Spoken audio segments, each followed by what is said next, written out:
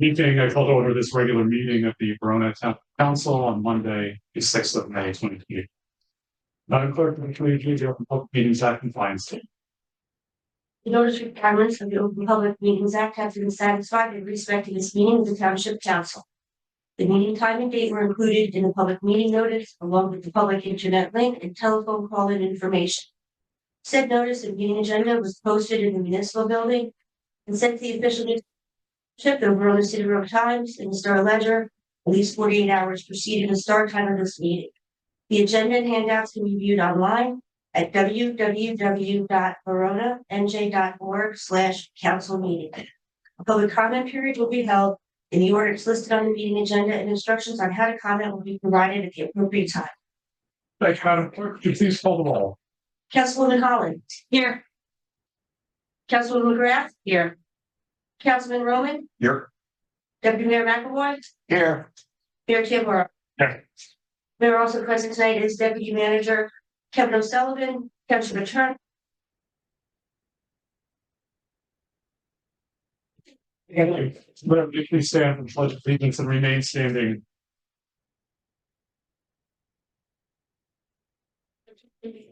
Pledge allegiance to the flag of the United States. Thanks to the Republic for stand one nation under God, indivisible, with justice. Recently, we lost our member of Congress, Representative Donald King Jr., who was a true advocate and friend of Verona. In his memory, I would like to call at this time for moments.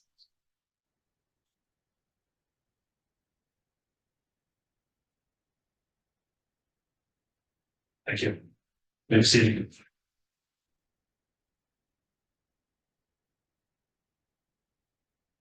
Anyway, I talk a lot now, but being that most of our visitors are not here to hear me speak, we're going to change the order of business, and I'm going to call up Ms. Jessica Pearson, the chairwoman of our Environmental Commission, to present the awards for the 2024 Environmental Commission poster contest. Ms. Pearson.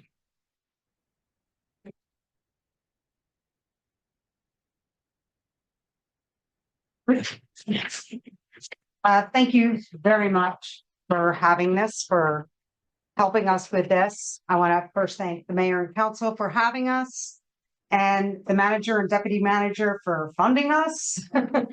And of course, our municipal clerk, Ms. Kiernan, for everything that she does.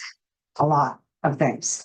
So a little bit about the Environmental Commission. We're comprised of 9 members, 2 of which are alternates, and we mainly provide the recommendations to the Township of Verona on any number of issues, such as public land use, wetlands, water resource protection, green infrastructure, recycling, wildlife habitat, conservation, and there's more. But another really important part of our mission is to further township-wide education on many issues surrounding the environment. One way we do this is with social media. We have a social media wizard, influencer genius, who runs our social media pages, and we've now started a newsletter with the help of the PIO from the town. The public information officer has been sending that out for us. We have a junior commissioner program that invites 2 Verona High School students to spend a whole year with us and attend all of our meetings and create projects, which will be presented later this year. And we also do assemblies at each of the elementary schools on the 2 topics that this poster contest focused on this year, which is recycling and reducing your single plastic use and no idling. I just want to say this contest has proven to be a really big educational moment, not only for those that participate, but also for all of us adults that see their artwork and understand how important preservation and living a more sustainable life is to the future of these kids. And it's very, very obvious that they understand it deeply and they are concerned. You will also note that their teachers have taken a stake in this as well. And it's quite obvious that the teachers have really focused upon this through their curriculum. You can see it. You can see when you look at their posters that They really thought about it. And I also want to add that FN Brown makes participation in this contest mandatory. And we received 66 posters from their fourth grade class. That's one fourth grade class. So talk about a tough decision to make insofar as picking one winning poster from that. At any rate, we are going to take a look at the entries that we got this year. Thank you. Be right back.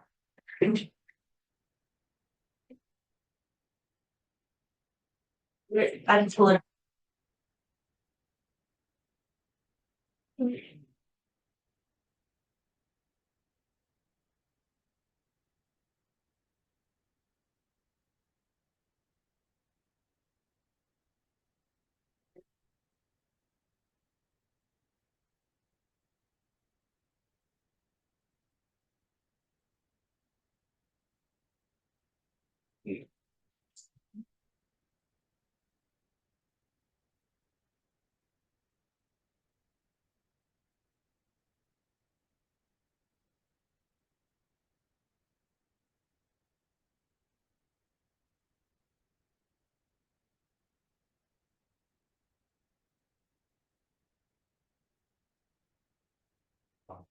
Yes, now I'm sorry.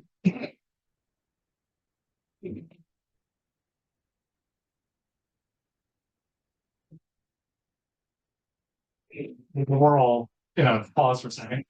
If you can all just maybe scoot down a little bit, you can come in. We're all friends here. We want to make sure everybody sees.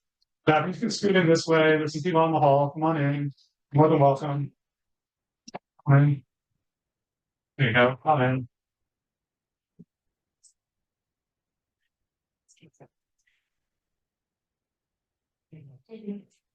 If you could,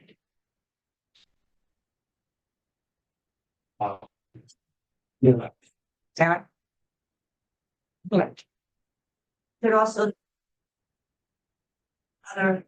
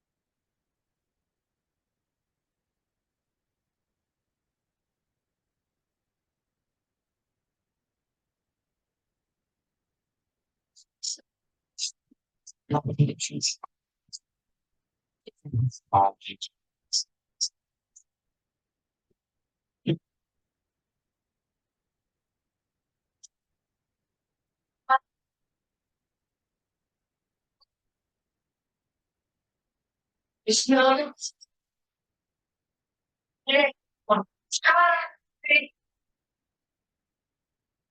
Was that today's in you?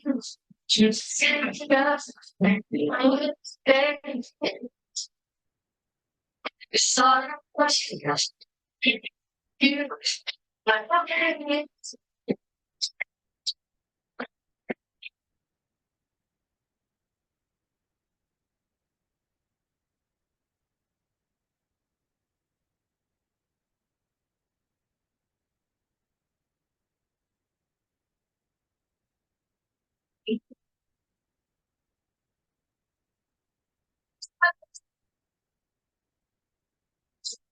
Snapchat and shoes. I didn't see the house. Watch it.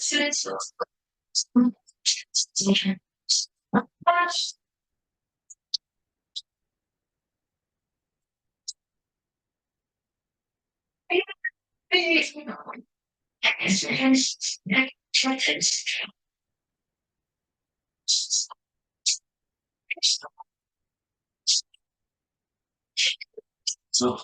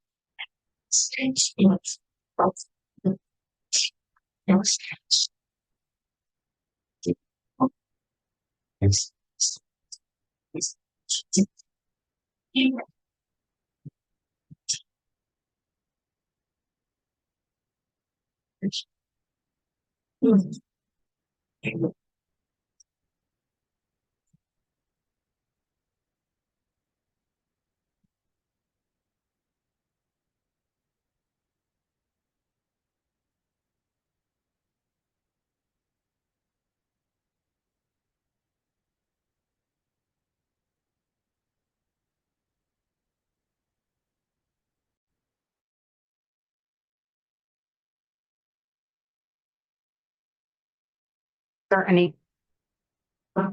This is on, it's on the right. No red dot. So I'm gonna get to the other one. Do I need to, You can move one now. there it is. So as you can see, insightful entries, really amazing artwork and very thoughtful, really thoughtful posters overall. I would now like the mayor to please join me to hand out the certificates and the awards to the honorees.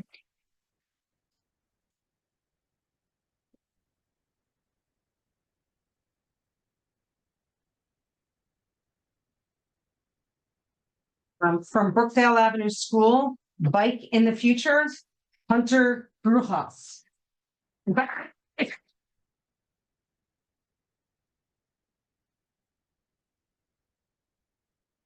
Let's all see your poster, show it to the council. There you go. Very, very good. Well done. You've already surpassed the mayor in artistic ability, that's fantastic. And show the audience. There you go, great job. That's great.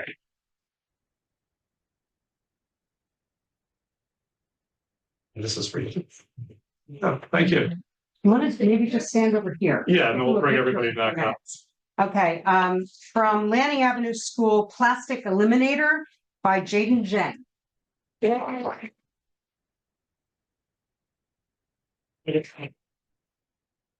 council? I gotta close on. Really good. So great. Yeah. Very cool. Show the gallery. There you go. Very good. What are you? You have a. It's for you, Jaden. Thank you. From First Avenue School, Stop Air Pollution by Leo La Rosa.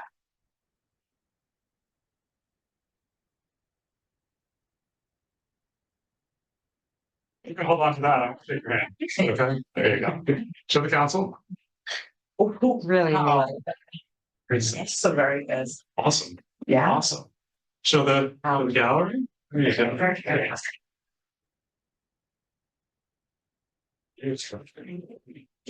Thank you. And from FN Brown School, Keep the Galaxy Clean by Aaron Fricky.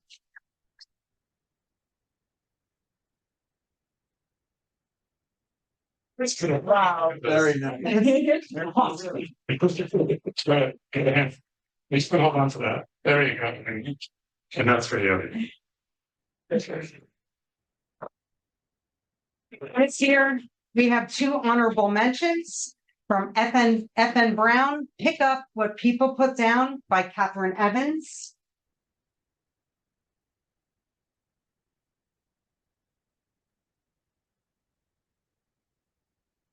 Oh, that's Very great. nice. Good job. That is frameable.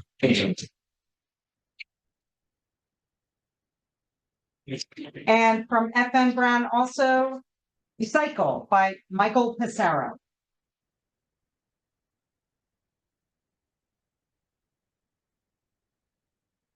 Oh, that's awesome. Well done. Great job. So I'm gonna ask for. And for all of you guys to go back in front. This is one where it's very easy to figure out the tall people in the back and less tall people in the front. They're line up here. There you go. A nice line next to each other, next to each other. There you go. Shoulder, shoulder. Come over here. Here, there you see folks in the back.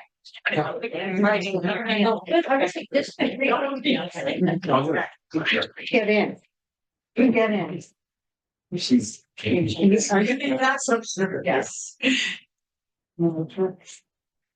Without their-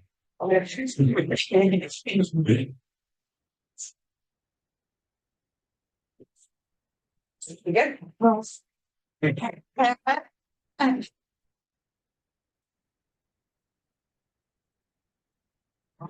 Yeah.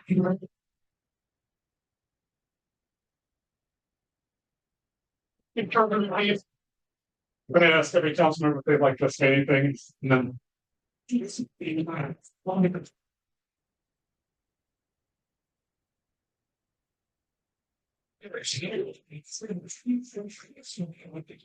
just like to thank Ms. Pierce and all the members of the Environmental Commission for hosting the contest. It is really a pleasure to be the liaison to this group who does work tirelessly for this town, for sure. And to you all, thank you for your posters. I think they will make a difference in educating the public and your peers. Unfortunately, we're trying to solve a problem that humans created. But based on your artwork, I have faith that if my generation can't do this, your generation will fix it. So thank you for your help.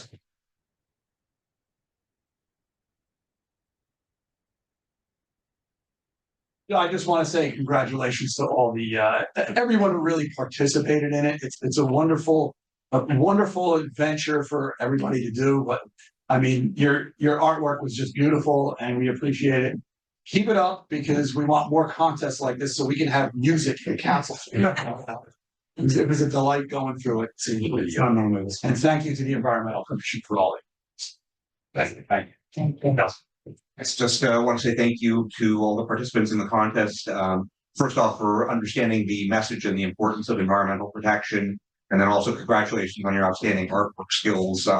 Just like the mayor, there's no way that I could draw anything that nice. It's not going to happen. So it's fantastic to see. And then also thank you to the Environmental Commission. They're incredibly active in this community. They do so much for us from review of plans that are going to come before the planning board to educational projects like this to advising us on public policy. So it's great to hear about the opportunities for young people to serve and to get involved in their education programs.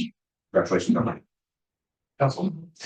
Sure. Thank you to the Environmental Commission for all of your hard work on this contest. I too once had the pleasure of serving on it and helping to judge the contest. So this is really lovely.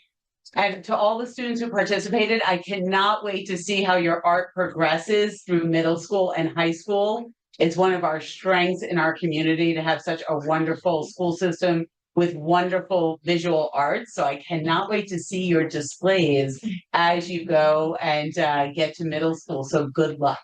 Thank you. Thanks, Councilman. Councilman.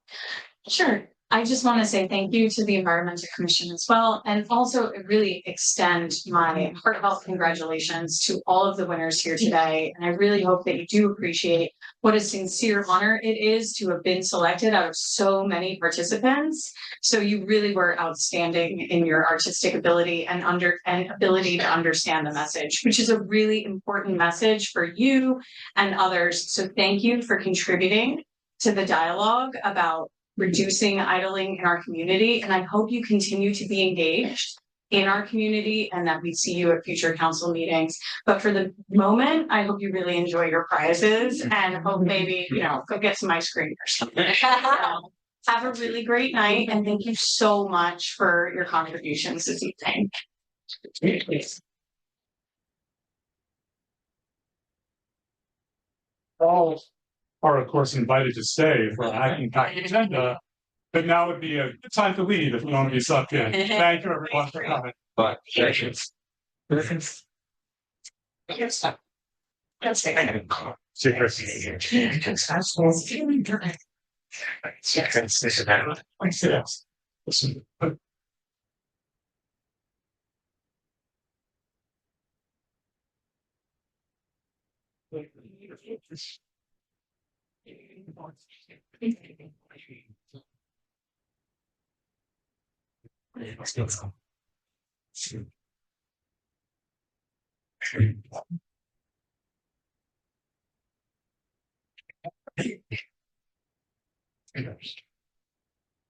As the recessional continues, I'm going to start the rest of the mayor's report. As I mentioned during the moment of silence, Verona mourns the loss of Congressman Al Payne. Let's say, Superintendent Verona and he and his staff were always welcome to help us. And my heart is with the Payne family and all of Essex County as we mourn him together. My heart is also with the Gasson family this week, who suffered 2 tragic losses to their family members a week ago today. Verona mourns with you. It was really a pleasure to see the community outpouring in true Verona spirit to support the family. I'd also like us to keep the first responders who responded to that incident in our hearts and our thoughts. It's not a difficult, it's not an easy response. It was certainly a difficult one. And many first responders very silently carry those from us. So as a result, please reach out to those folks who are there to assist. I had the honor, kind of in the theme of this evening, to attend the Forest Avenue Recycling Museum. And once again, I was pretty impressed by the creativity of our 3rd graders. It was a wonderful follow-up to Read Across America there. Some of the inventions that they came up with were outstanding. One of them helped you to remember all those days that I was sick at home watching Price is Right. There was a Plinko board, which was a big highlight of getting to stay when sick. There were some awesome inventions. What was really most impressive was that every student explained their process and all of the steps. It was phenomenal practice in public speaking and communication. I had the honor of presenting the Arbor Day proclamation at the Arbor Day event hosted by the Shade Tree Commission up by Liberty Field. I thank the Shade Tree Commission for all of their work. And we did add 2 new trees to our township's tree registry. I was able to attend the wonderful Verona Foundation for Educational Excellence event on Friday. It's always a wonderful event, and it was great to see my fellow council members present. And it was a pleasure, especially with Teacher Appreciation Week coming up, to be able to celebrate the phenomenal teachers in this district who really make a difference in the lives of our students every day.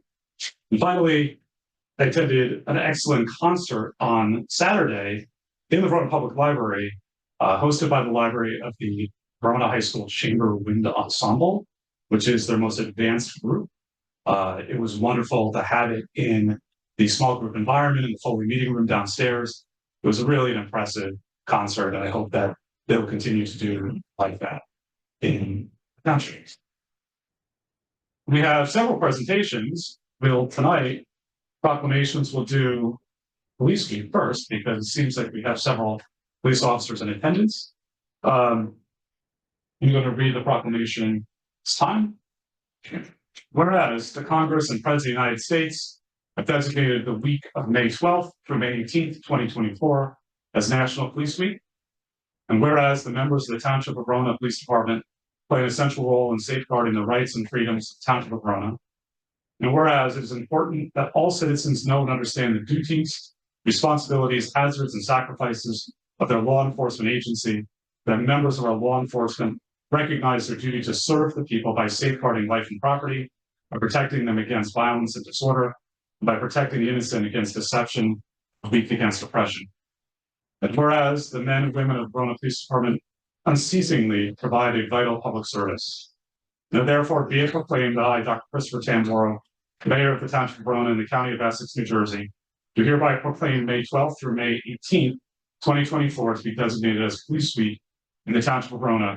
Call upon all citizens and patriotic, civic, and educational organizations to observe this week with appropriate ceremonies and observances, in which all of our people may join in commemorating law enforcement officers, past and present, who, by their faithful and loyal devotion to their responsibilities, have rendered a dedicated service for their communities, and in doing so, have established for themselves an enviable and enduring reputation for preserving the rights and security of all citizens. Witness whereof I have hereunto set my hand and caused the great seal of the Township of Verona in the County of Essex, State of New Jersey, to be affixed on this 6th day of May 2024. And to add a couple comments, it has been an absolute pleasure to work with the members of the Verona Police Department for the 14 years, 15 years I've lived in town at this point. Especially interacting on the rescue squad. There has never been a time where we have asked for assistance that the members of the police department have ever said no. And in fact, they will go above and beyond. Any of you that have ever had to call our police department know the professionalism, they are often the ones who do what others simply don't. Helping somebody when their house is flooding, to answering the most significant medical and fire calls, to very quickly investigating incidents that rock our town.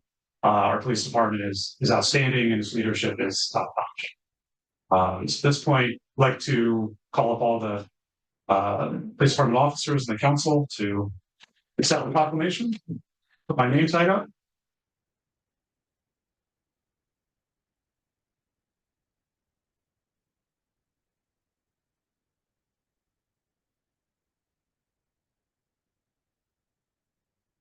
The opposite of the last picture. Yeah. Don't see it. It's Chief, you have. Chief, you gotta get in. Let's trade it out. Good to see you. See you.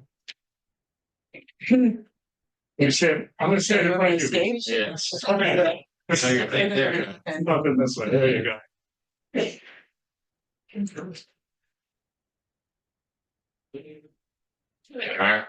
Thank you. Thank you.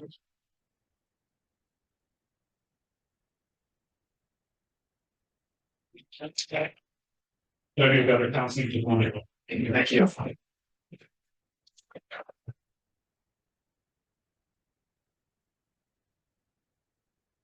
I did fail to mention one thing in my mayor's report, and this is a good transition.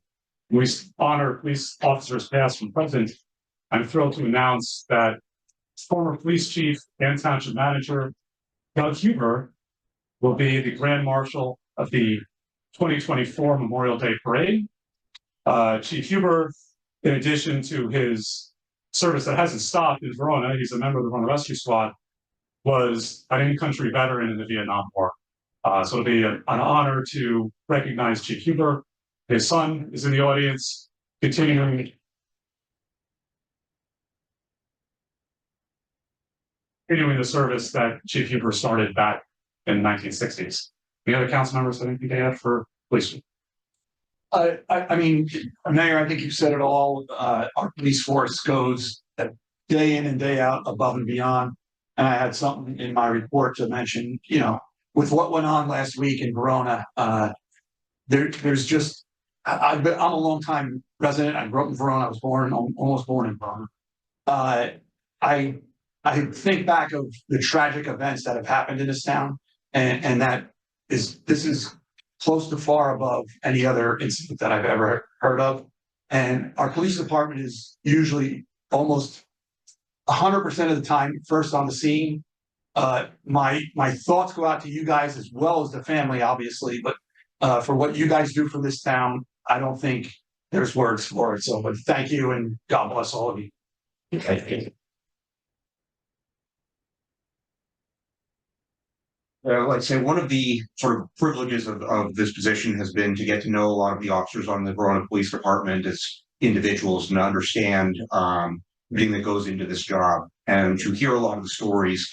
So many residents have stories of asking for help and receiving just everything they could ever ask for from the Verona Police Department, just how compassionate, how caring all of our officers are. And anytime they have an opportunity to serve a member of the public, they always go above and beyond. You know, we live in a small town, but there are also serious incidents and serious crimes that happen here. When those happen, the police department is just absolutely outstanding in its ability to investigate and resolve those incidents and to bring people to justice.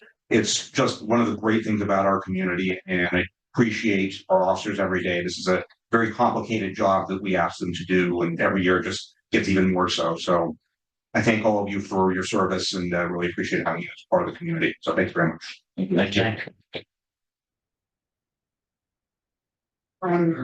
People often ask me, you know, what are the challenges with being in this role? And I say, well, one thing that I'm really fortunate in Verona is that we have a top-notch police force with incredible leadership and incredible men and women on the force. And I don't have to go to bed at night worrying, is my community safe? Are we being protected well? Because we have incredible talent here on our police force. And I'm just so appreciative of that. And of course, I worry about you as I am a mother, and I don't think I'm old enough to be your mothers, but as I get older and older, I'm feeling that way as I'm watching. I feel like the force is getting younger and younger. And certainly I want to echo what the deputy mayor said after the events of this week. I worry about your mental health and the stresses that you have. It is not easy to be a police officer in our country at this time, and we have to recognize that and the challenges that you all face. And we just, every day, I'm so appreciative of how you are really kind of the best trained and operating force, I would say, you know, in Northern New Jersey. I really do appreciate everything. So thank you. Thank you for your service to our community. Privilege and honor of going last means everybody's already said it. So I will reiterate all of their statements, but I will do so just by reference. However, I do also just want to acknowledge something that hasn't been mentioned this evening, which is the tremendous community policing efforts that the Verona Police Department does. I've really appreciated your presence at various different community events, your engagement with residents, with schools, with children. It is really tremendous. It makes you a part of this community, and it really helps. And I've just been so grateful for it. It's lovely to have this partnership and to feel like we are all one Verona, and that is a big part of what you guys do for this community. So I just really want to thank you for that. But again, that is not to say that I don't value all of the other things that my colleagues said. I just figured you guys probably want to leave this meeting. But thank you so much. And I do sincerely mean it. Thank you. Thank you.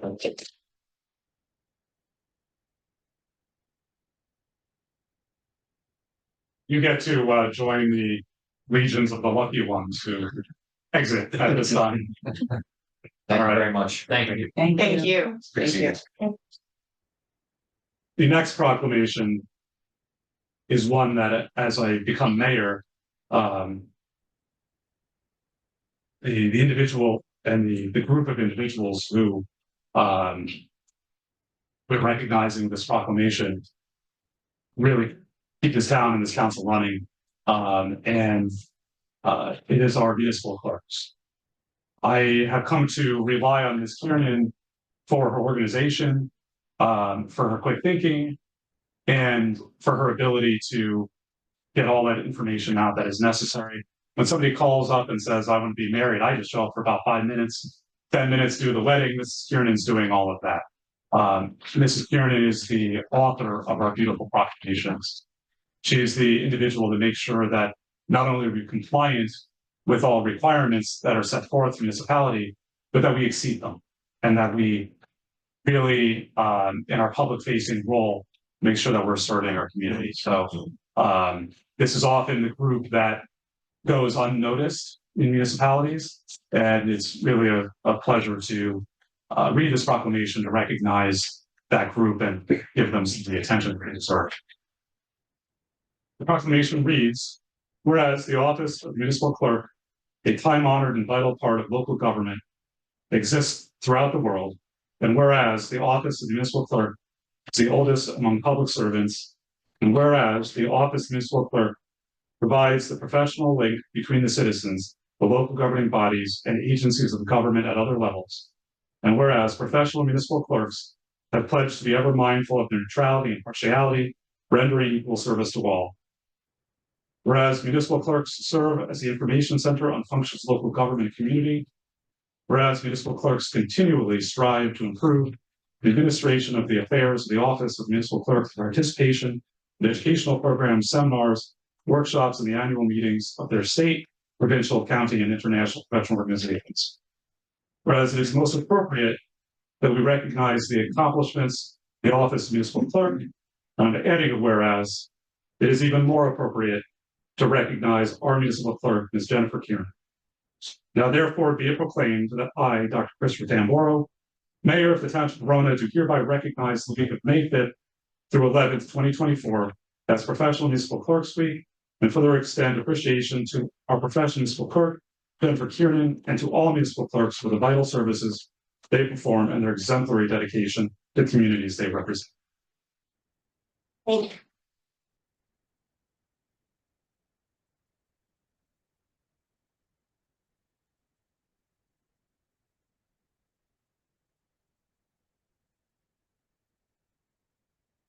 Yeah, I'll go. Okay. I'll get a picture. I'll get a picture of it into the art. I didn't write that.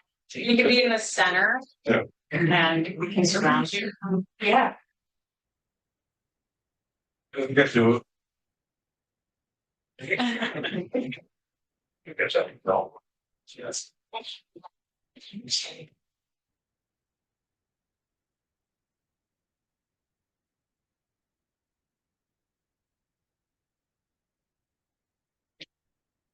Again.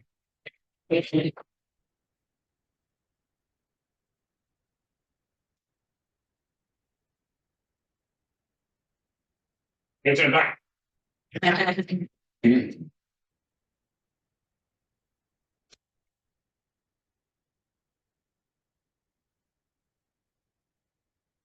else? Character. Sure, I would love to say something.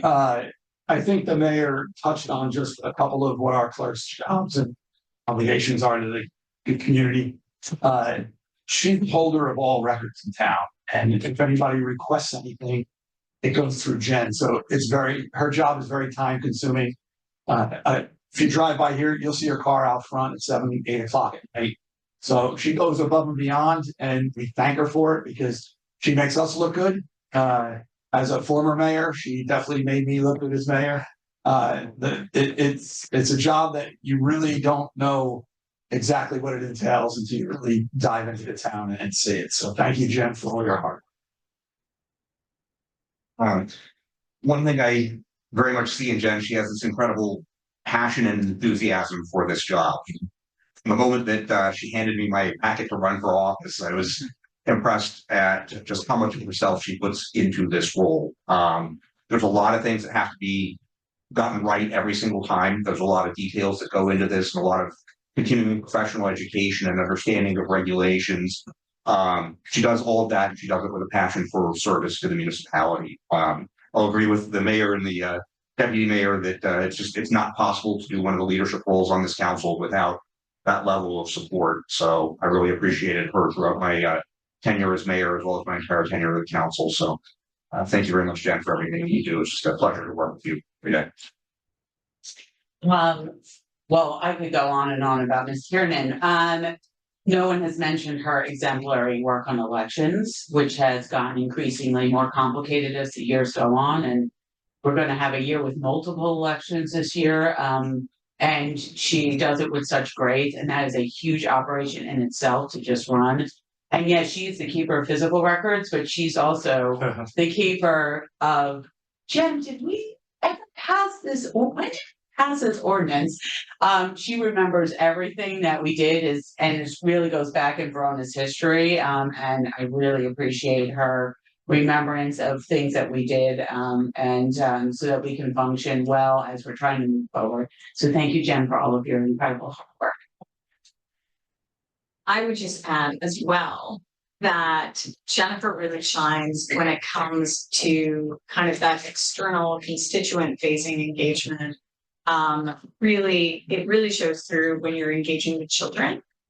And I've seen you presenting to Girl Scouts. I've seen you engaging with kids just, at our different civic ceremonies. And it's very clear that you're very passionate about your work, including to the extent that you would go out and purchase Sophia Valdez, future pres, because in that picture book, municipal clerk helps the little girl accomplish her community service needs. And you were like, municipal clerk was the hero. And absolutely was, and always is always willing to help. Whatever it is, whether it's somebody picking up a packet or somebody figuring out any of the number of questions that they may have when they come to you. So thank you for that. And thank you for all of your engagement with the community and especially the children here. Thanks.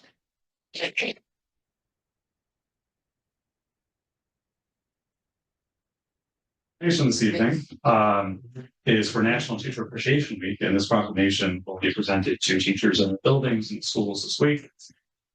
And it reads, whereas teachers are the bridges of knowledge from one generation to the next, and whereas the teachers in our public schools reach out to every student regardless of race, religion, country, or national origin, family background, physical or mental ability, social or economic disadvantage.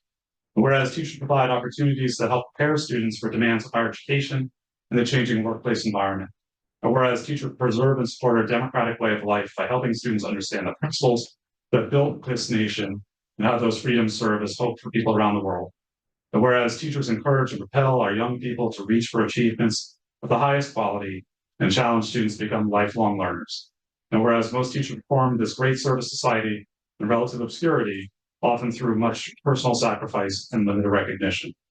And then therefore be proclaimed that I, Dr. Christopher Tamboro, Mayor of the Township of Verona, do hereby proclaim May 6th through 10th, 2024 to be Teacher Appreciation Week in the Township of Verona, and witness whereof, that I hereunto set my hand and cause the Great Seal of the Township of Verona in the County of Essex, State of New Jersey, to be affixed on the 6th day of May 2024. And we'll bring that to the teachers.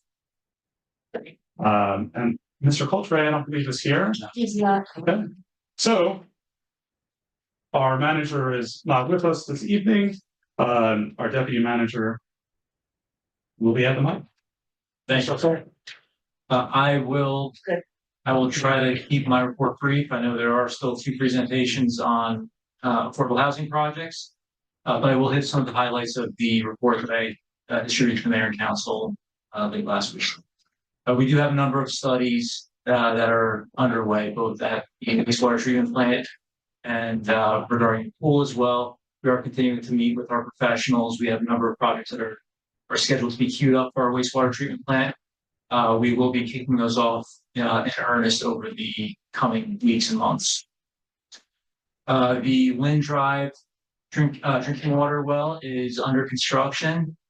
We are moving along as anticipated, and that should be back online by the end of the year. Fairview Avenue well, we are scheduled to hold a public hearing for our diversion application diverting that property from the portion of the property that sits on that contains the wells, divert from the Green Acres. Rossi, that'll be scheduled for our first meeting in June, and then from that point, we will be putting that out to bid, and that one continues to remain on schedule. We've known a number of other projects related to drinking water and stormwater. Continue to advance each of those. We also have some updates on some of our energy initiatives.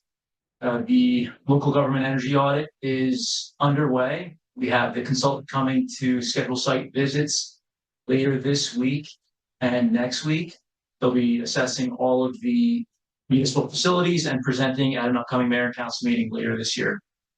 Additionally, we are continuing to work with a solar consultant, and we are hoping to have that solar consultant also come in on a feasibility study for solar potential on our municipal properties. Again, that will hopefully be in June or July, we'll be targeting. The community center playground continues to advance. All the long lead time material items have been ordered, and the construction will be picking up very shortly, and they should be completing the majority of the construction by mid-June. And the last will be the installation of play equipment and the restroom as soon as they are. Number of road projects, happy to report that Derwent Avenue trees were installed, and the paving is scheduled for the week of May 13th. Notices are going out to the residents.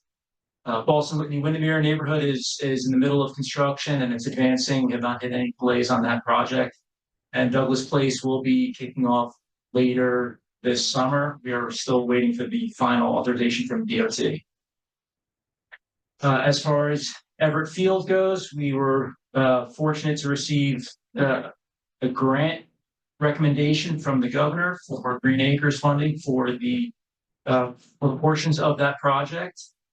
We still have 2 grant applications that are pending. We've also been working with Excel. There's been a lot of collective efforts to try to reel in the local responsibility of the cost for that project. We'll have a more formal presentation on where the design has evolved to and what those local project costs are. A meeting hopefully in June.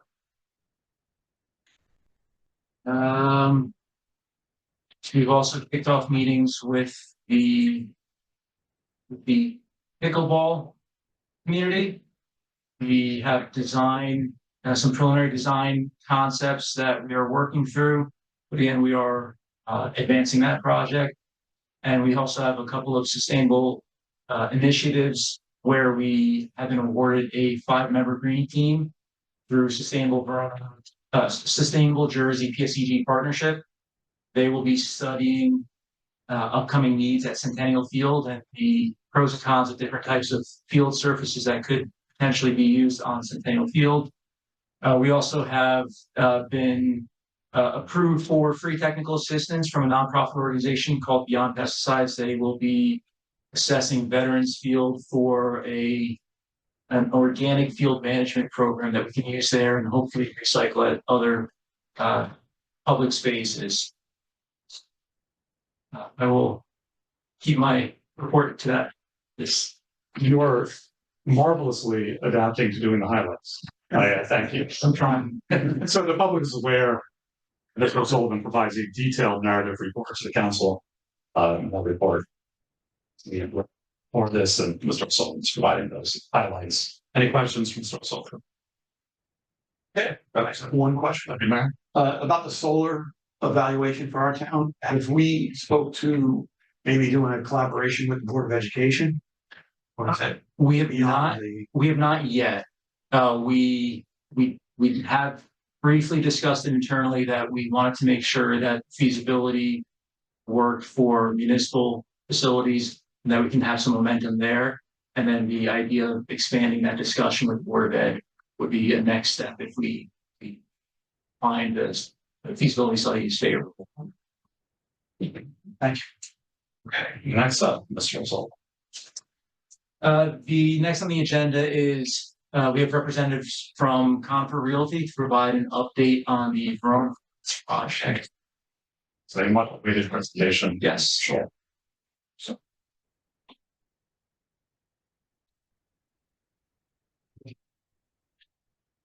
Can you please introduce yourself? Good evening, Sean Carpenter, Senior Vice President of Development for Conifer Realty. And Lauren Williams, Development Manager.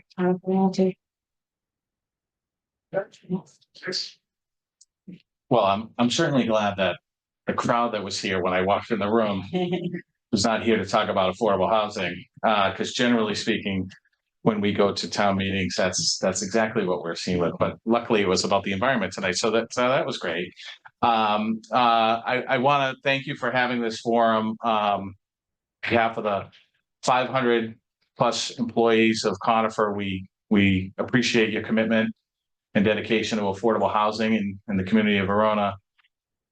Many of which are here in the state of New Jersey, also in New York, Maryland, Virginia, and all of the regions that surround it. So right now, affordable housing is a really, really hot topic, particularly in this state and in so many areas that we work in across the country. And it's the number one issue facing many communities that we serve and that we go to. And just beyond our footprint. I mean, Conifer's footprint is on the East Coast, but when I go to places in the West Coast, towns like this have similar issues where service workers don't have somewhere to live. They can't afford to live in these beautiful communities. So we appreciate that.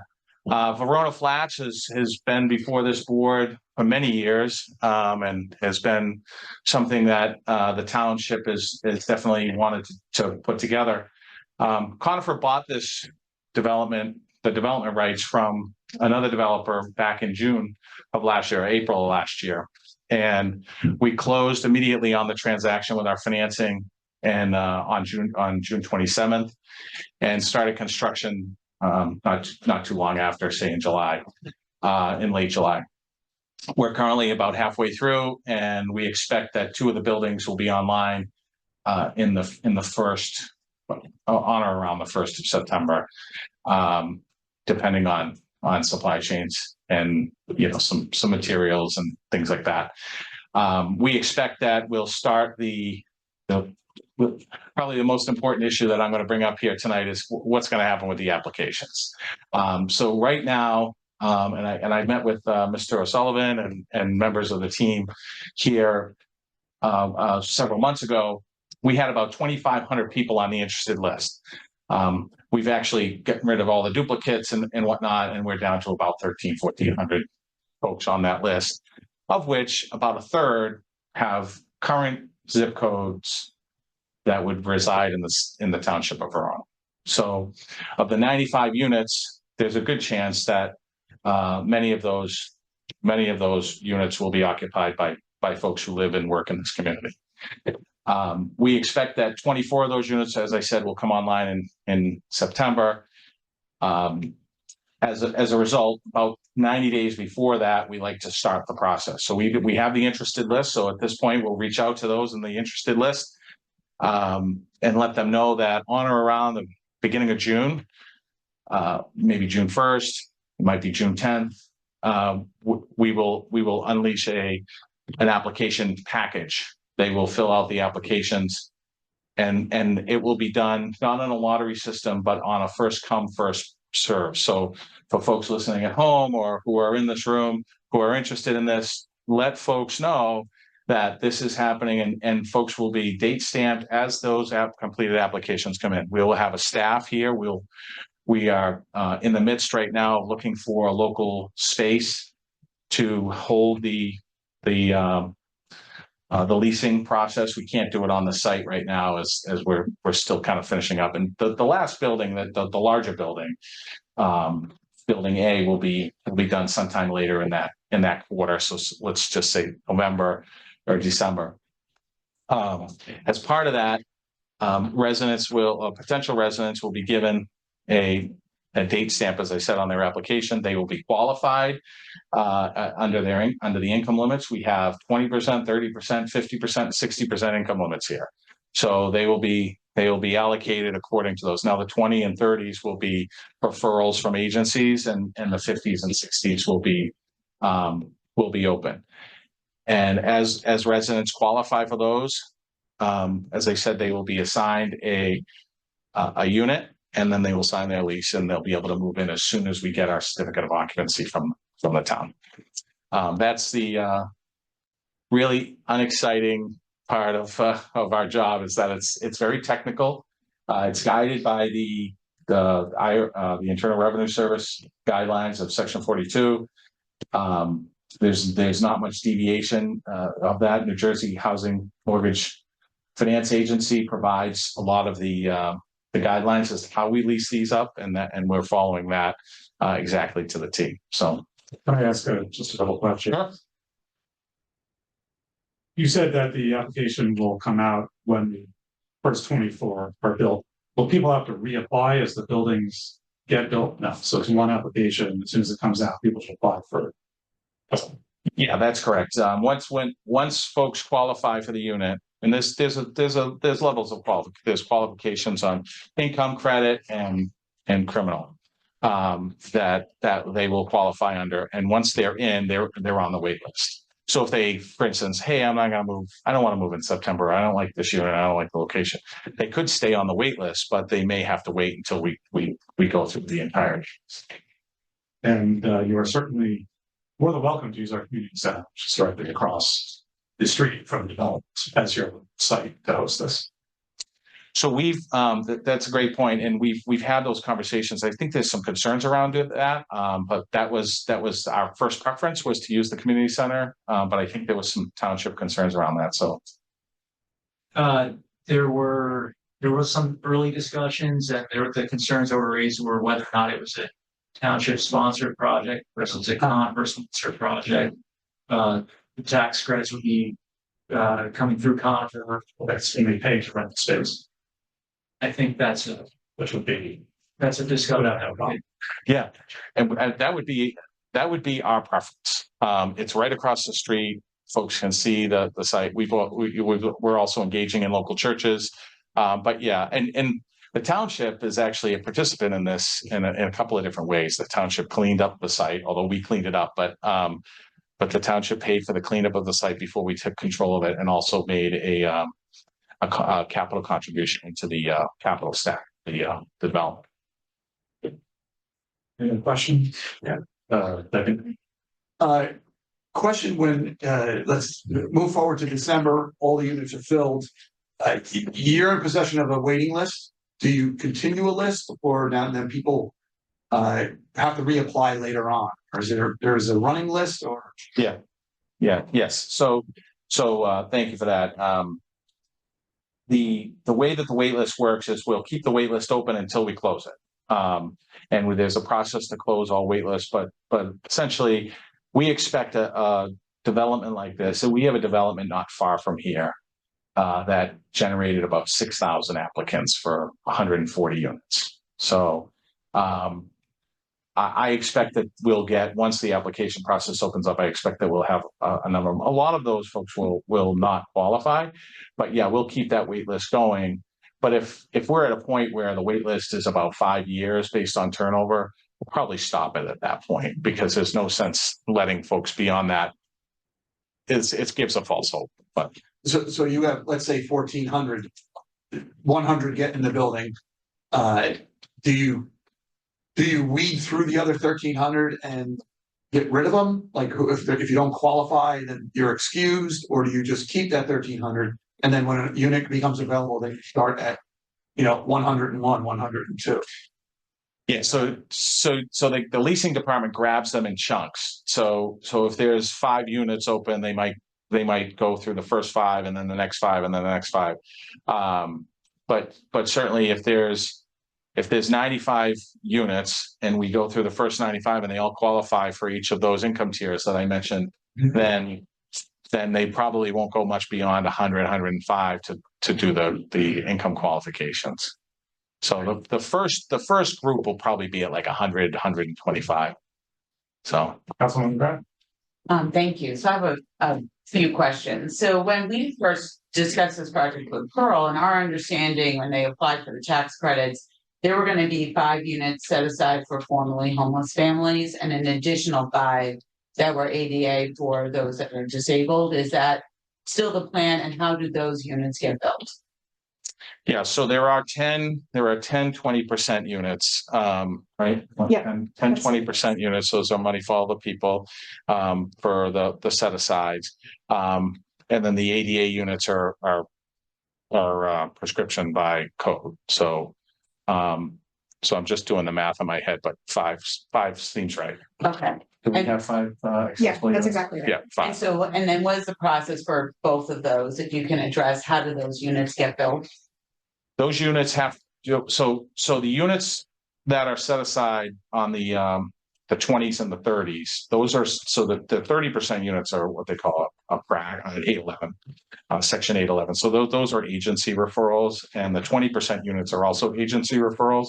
So those will come to us from Essex County or other agencies that are around that are tied into HMFA.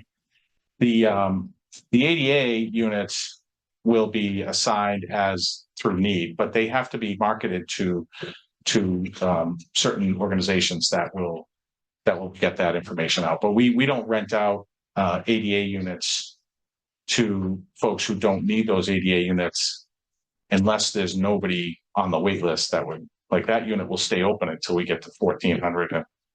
But usually we have a marker for them. I'm getting way into the weeds on leasing, and that's clearly not my, Question. Yeah. So my other round of questions, and our Board of Education president is here, is about how many children do we anticipate, coming into the units? So can you just confirm the 2 buildings are coming online? Those are mostly the 3-bedroom units that are going to have families. Can you address a little bit, and using your past experience, because we are most interested as a community on how this is going to work with getting, estimating how many children are going to come into our school system? Yeah, I mean, this is a hard question to answer because I'm walking a fine line of making statements that HUD and Fair Housing don't want me to make. So what I'll tell you is, based on a past experience, most of the 3-bedroom units will have maybe one or 2 children. The 2 bedrooms, maybe they have 1. I mean, this is not factual. This is just based on my experience, but the 1 bedrooms typically don't. And so I don't know, you could have none, or you could have some, but I would say that of the 95 families that are being served here, you'll have a few, but it won't be significant, is my guess. And what does if families are placed there, what does your organization do to help bring these, transition and help these families if they're out of Verona residents, which I heard you say 1/3 on the wait list are Verona residents, but if they're the 2/3 that don't live in Verona, how does that transition work in your other properties? How do you help them get acclimated to Verona? Yeah, a lot of our properties have a community. They all have a community manager. The community manager will let them know where those local services are. I mean, this is a nice location because of its access to the community center across the way. Its proximity to the downtown area and the school. So I mean, the community managers, that's really where they shine. And we actually have we've just posted the opening for the community manager here. So it should be. So this is a person we're going to be very familiar with. Yeah. Between the township, the Board of Ed, and the community manager. Oh, absolutely. Yeah, I would expect that the community manager will come down. And in fact, once we have that person on board, I'll set up a meeting with with Mr. O'Sullivan, and we'll have a meeting to just let everybody know, as we did when Conifer took over from Pearl. I mean, we had a similar meeting just to let everybody know who we were and who you could call if you had any questions. All right. My final question is just what are the elements of the packet that these perspective? So it's proof of it. What is it? Is it tax return? What's in there? Yeah, typically it's an application where they fill out and they It's essentially, it's almost like a job application, and then they state their income. And then there's a third-party verification component to the income. So they may provide W-2s or a paycheck or checking account statement balances, things like that. Okay, Assets and income are treated separately, but income is really important. And then that's independently verified by our certification team, okay, except for the units that I said were referrals from agencies. thank you. Any other questions? Thank you very much. Thanks.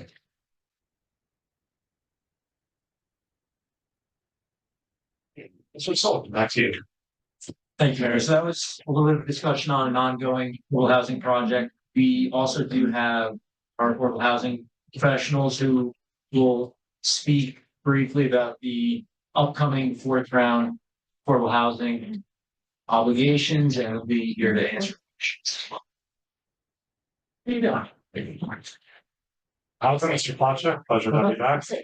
Oh, thank you. Good evening. Thanks for having us. It's been a long time. I want to echo what everybody said before. I think Jennifer Kiernan is one of the best in the business. I've worked for a few dozen towns, and pleasure to work with her. Always accessible, always helpful, always makes me feel good about myself. I'm Dan Halvin from DMR Architects. We're the affordable planners for the township. We prepared your housing, third round housing augmented fair share plan that was adopted last year. I'm going to let the others introduce themselves. Good evening, Mayor, Council. Glad to be back. Jamie Plotchek with Dakota Patrick, Affordable Housing Council. And I'll let Dan do most of the speaking tonight. But we had a great meeting. I guess we got last month. Yeah, last month, and about fourth round. Obviously, everybody knows new fourth round rules are coming up. I think I can speak for Dan. I think we believe it's going to be a better system than what municipalities had foisted upon them with respect to the third round and what we now know as the gap period. So we're happy to be back, and we look forward to getting through this process and being ahead of the game and not having to catch up for the fourth. Thanks, Jamie. I prepared a PowerPoint to just kind of keep me in line while I'm going through this. So, do I have a clicker or anything, or you just tell you? Laptop view. Oh, that works. Yeah, sure. Sorry. Yeah, no problem. And so, just to recap, DMR Architects is a architecture and planning firm and general design firm. The planning portion is headed by Francis Reiner, one of the partners of the firm, and then there's myself, senior project planner, and we have about 40 other people in the firm, including 5 licensed planners. In addition to providing affordable housing services for the township, we provide a number of planning services around the state, especially in northern New Jersey for master planning, zoning. Redevelopment is a big part of our work, and we serve several planning and zoning boards. We also do a few special projects relating to energy, which I know is a big deal in town, and open space design. Prior to joining DMR, by the way, Arcade and Hints, which is a firm that had about, I think, 5 at its peak, 5 special masters that I work beneath, which is so I spend 95% of my time on affordable housing, which is why I moved to a different firm. You guys have heard this a bunch of times over, but I don't know if people in the audience have. So I'm just going to really quickly go through the history of affordable housing statewide and in Verona. The affordable housing in New Jersey goes back to the 1970s into the 1980s, when 2 separate Supreme Court rulings decided that every municipality in the state has to provide a realistic potential for affordable housing, mostly through zoning and use of funds to subsidize creation of housing. The Fair Housing Act of 1985 created the Council on Affordable Housing, also known as TOA. Which was tasked with creating the rules for creating affordable housing and determining how much affordable housing each municipality had to create. COA had a good run from 1987 to 1999, where they successfully created and administered affordable housing rules, and some towns participated, some did not. When 2000 came along and they were supposed to adopt their third round rules, to update the numbers for every town and update how each town would address them. They failed to adopt rules 3 times. 2 times it was because they were successfully challenged in the courts, and 1 time it was because they voted on a tie to adopt the plans and then voted on a tie to meet again to discuss the plans and effectively never met again. In 2015, a successful case was brought to the Supreme Court saying COA is not effective at administering these rules or adopting these rules. Can the courts intervene? The court said yes, and that led us to the process that brought us last year, where the township entered into a settlement agreement with Fair Share Housing Center, an affordable housing advocacy group in the state, that determined how many affordable housing units the township had to create, how it was going to create them. So last year we adopted our third round plan to effectuate that settlement agreement. And back in March, the governor signed a bill known as S50A4 that officially eliminated the Council on Affordable Housing and created a new process for how affordable housing will be administered from this point onward to infinity. The bill removed COA.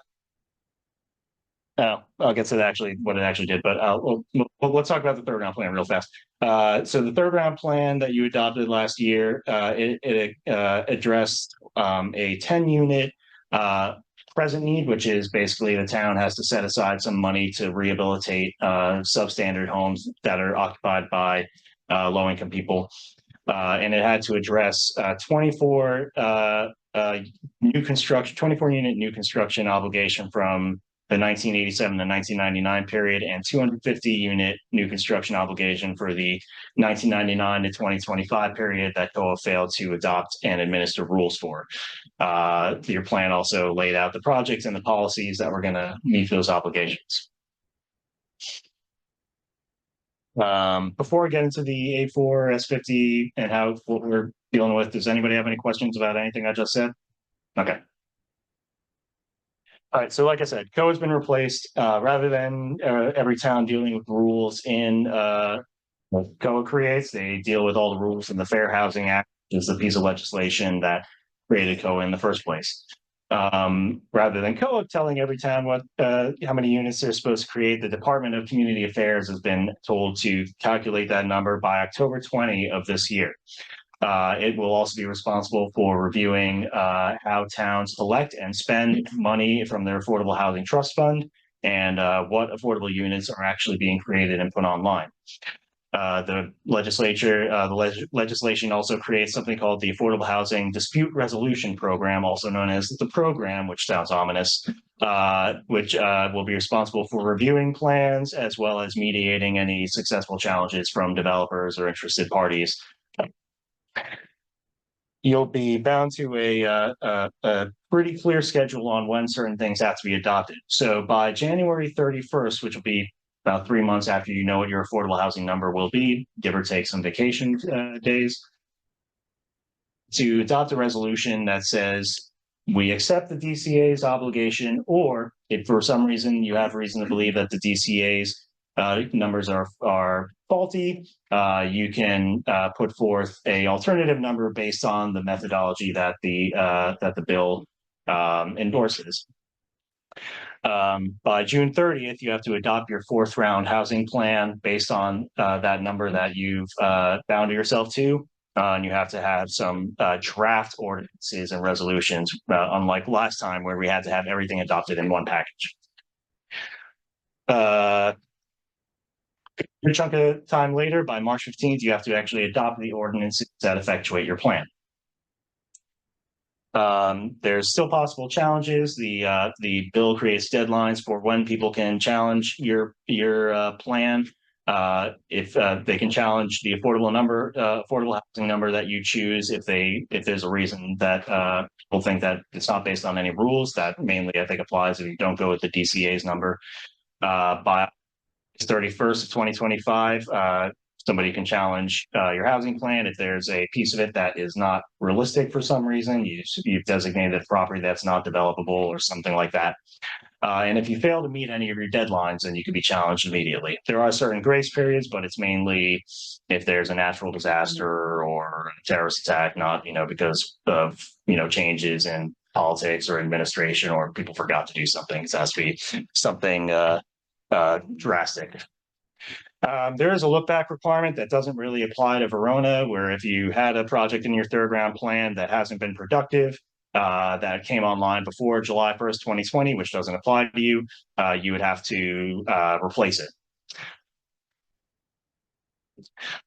So as far as meeting the obligation, you can do something called a vacant land adjustment. I don't think you did that in your third round. But basically you look at how much land is actually available for development or has the potential to be redeveloped, which is mainly referring to, when I say that, obsolescent or dying commercial properties, industrial properties, and say, based on a reasonable density, we can only accommodate this many of our units. If you do get a vacant land adjustment, you still need to have a plan that addresses at least 25% of your affordable housing obligation. Unlike the last round where Fair Share basically told you either you do all of it or none of it. Used to be that you get bonuses for having rental units. And when I say bonus, I mean a unit could be counted more than once in your plan. But now there's no such thing as rental bonuses anymore. Instead, you get bonuses for units that advance other state goals, including being close to transit, which includes bus stops, redeveloping old, outdated, non-residential properties, using funds to create more housing for special needs, or converting market rate housing to affordable housing. There's a very small amount of senior bonuses you can claim. And then there's a bunch of other bonuses, such as using money or participating with a nonprofit to create 100% affordable housing, similar to the Conifer project. Some significant changes to be aware of. It used to be that you can only use senior units to address 25% of your obligation, but now that's gone up to 30%. Of course, they've also severely limited how many bonus credits you can claim from senior projects. So the appeal of actually hitting that 30% is not quite there.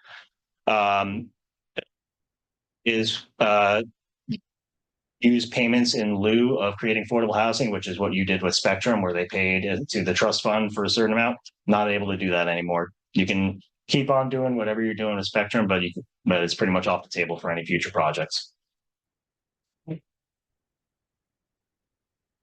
So I'm personally trying to calculate some of our clients' affordable housing obligations. It is a time-consuming process, but while we're doing that, and while others out there are probably doing the same thing, we're telling our towns to assume that your third round number is going to be at least 40 to 50%, and that's simply based on the fact that the third round, 40 to 50% of your third round number, and that's because your third round number was based on a 26-year period, and now it's just going to be based on a 10-year period. So 40% of the time. Of course, the housing situation in New Jersey has possibly gotten worse in the last decade, so that could be a way lower than what it's supposed to be for this round. So we'll find out.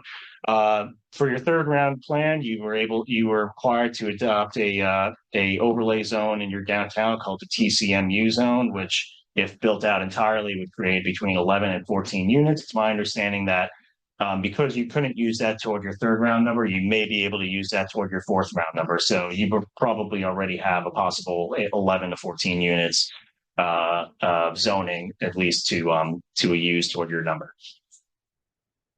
We're recommending, because the bonuses, the most immediately available bonuses, are for projects that are within half-mile of transit or that are redeveloping existing commercial properties, that you focus your efforts on Bloomfield Avenue, where I understand you're working with H2M to do some revisioning, Pompton Avenue, and any other obsolescent, outdated sites that are ready to change, or people have expressed an interest in changing the use there.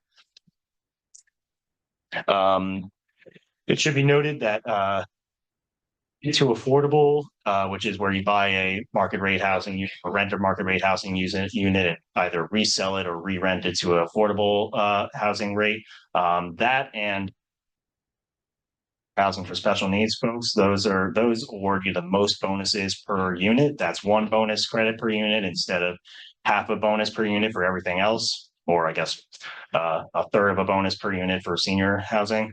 Of course, you'd have to review how successful you've been with collecting development fees. And you'd have to know what your how much money you're going to have to set aside for rehabilitation to really know how much you can commit to those types of projects before that you can decide to how many projects you want to fund for group homes or market to affordable, but that should be on your radar.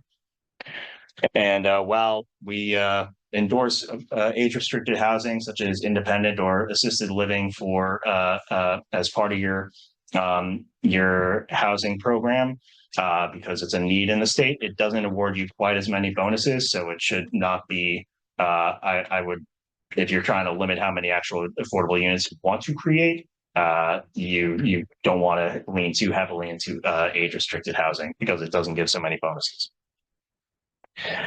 So our advice for your next steps for planning for the next, what are we at now? 5 months before you know what your affordable housing number is going to be is you can do a vacant land analysis. We know how to do that. And if you would like for us to do that, you should, work with H2M on your Bloomfield Avenue process and make sure that affordable housing is a factor there. In fact, I would suggest that you ask them to do a zoning analysis of the density that's already allowed in there and see how many affordable housing units could be created in the current situation, and look at, just so you know what your build out would be if it was totally built out for affordable housing or inclusionary housing rather, just so you understand how much you have to increase your density to increase your numbers in the future.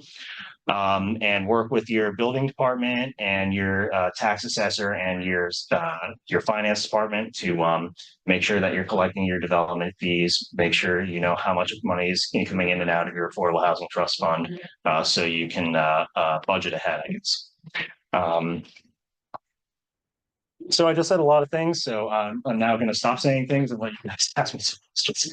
Do you have a... Before we do, Patrick, do you have anything that you'd like to add? Yes. No. We need to go. Moving forward.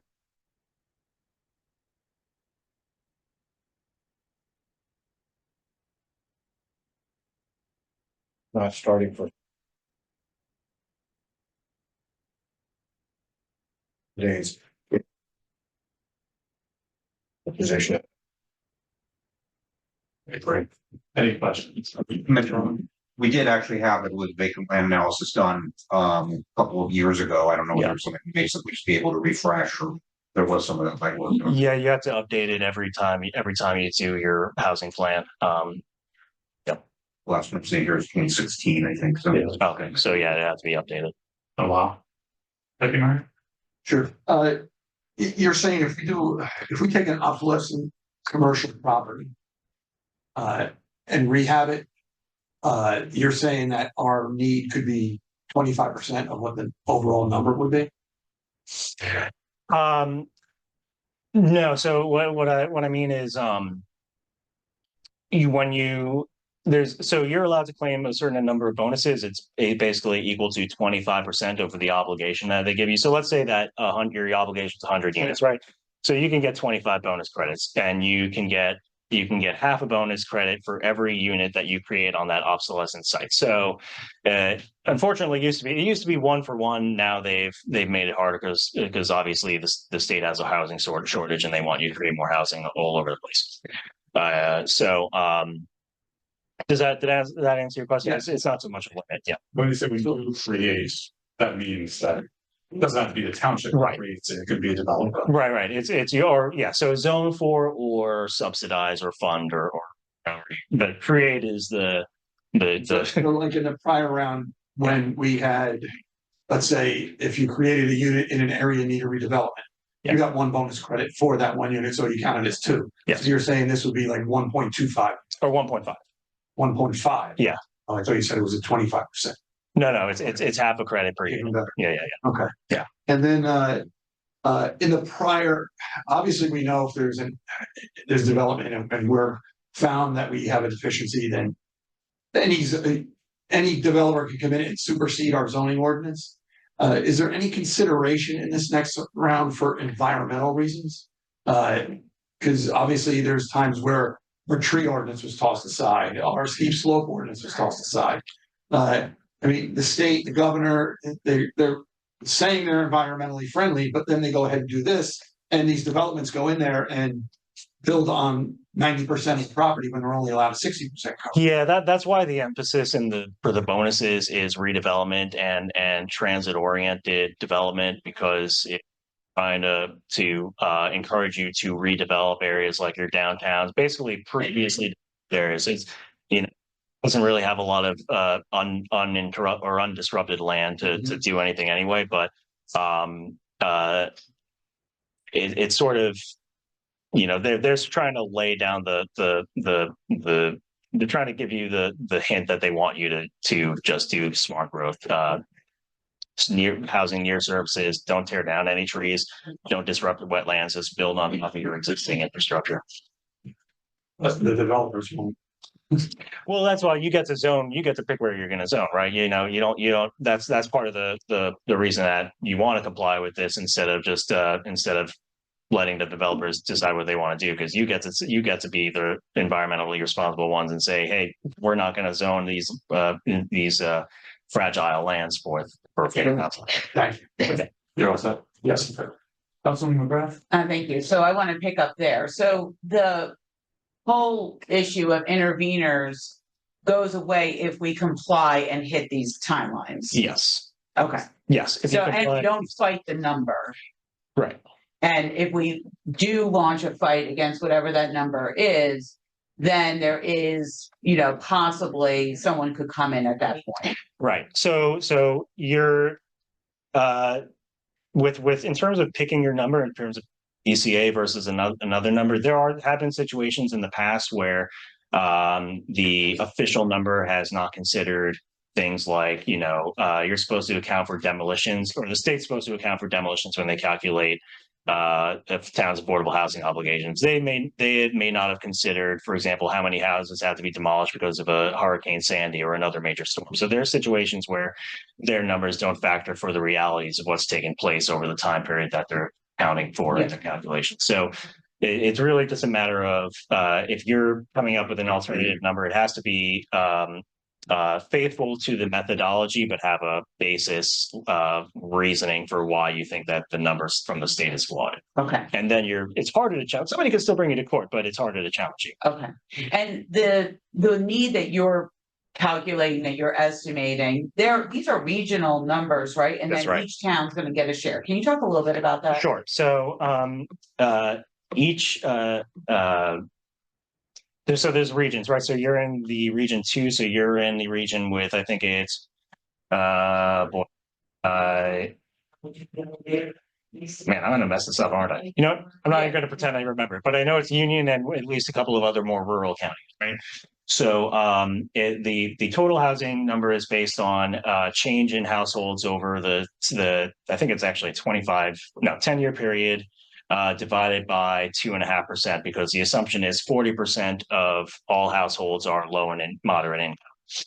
And then it's allocated to each town based on a number of factors, including how much wealthier that town is than other towns in the region, how much available land there is, which is based on a process similar to the vacant land adjustment, how valuable the non-residential property is in the town, and maybe a couple of other factors. And then they're adjusted by some things like how many affordable housing or how many housing units occupied by low-income people have been demolished or converted to something else. And these are also supposed to be proxy for certain things, right? So the community income is supposed to be based on how much do they think that the town can financially the value of non-residential property is supposed to be a proxy for how many jobs might be in the area for people to have jobs near where this affordable housing is going. And you're basically apportioned a part of the regional number based on an average of all these things. Okay. I guess my next question is, I just lost it, it went out of my head. Oh, yes, there it is. So our master plan, calls that we need to do a lot of zoning adjustments Yeah. already on Bloomfield Avenue. Mhm. So we're at point A. We already wanted to move to point B. Yeah. Do we get credit then? Like if we just change our zoning as we normally would, and that can then result in more inclusionary development, which we have the set aside already baked into our ordinances. Is that then creating units? Yes. Yeah. So when you do the zoning, when you write your plan, you can claim credit for your zoning, even if it hasn't been built yet. You're basically saying we've created an opportunity for these affordable housing units, right? The one thing that becomes complicated is if you can claim bonuses. However, if at the end of the fourth round, which is 2035, some of that zoning hasn't actually been in units, then when you come into the fifth round, you subtract the bonuses from how many units weren't created. It's not the easiest because they get bonuses for units that have actually been created in a round, but it's sort of it's a look back. So just as I said, there's a look back for making sure the third round was actually effectuated. In the fifth round, it's going to be the same thing. So there's an incentive to make sure that whatever you're doing, it's realistic that it's going to. Otherwise, 10, 12 years. I mean, maybe you guys will be retired by then. You don't have to worry about the politics here, but somebody's going to have to answer for that, right? Yes. Yeah. So there's an incentive to be real apt about. So it's not necessarily that we have to create aggressive overlay zones. If we're just fixing our zoning of creating the opportunity to put residential where right now it doesn't exist, now we've all of a sudden increased our potential. We've added some numbers there. Yeah, it's yes, it's just that it has to be, a place that's realistic to be developed in the next 10 years. Because like I said, you get penalized. And if your plan is found, if somebody thinks on July 2nd, 2025, after you've adopted your plan, if somebody looks at that and says there's no way this site's going to be developed by 2035, then you're going to get challenged, right? Okay. So are you going to present to us not just what our number is, but recommendations on how to get there? Right. So we know our number in October. So I think once we know the number, I'm hoping that by then, we'll all sit down. I'm going to sit down with, I guess whoever needs to process in H2M, see where you guys were on the Bloomfield Avenue process, because like I said, I think that's going to be probably your core of where you're going to try to hit as many of these units as possible. And I think between now and then, we're also going to talk about what other sites are options. So like I said, if you authorize me to do the vacant land analysis, while I'm doing that, I'm going to be considering what lands are realistically developable. And I'm going to share that with the Jody Arco and whoever else is involved in the process, and see, how comfortable are we with rezoning these properties, and right, thank you. And then we get to the plan. Other questions? Thanks, Dan. Jamie, thanks. Yeah.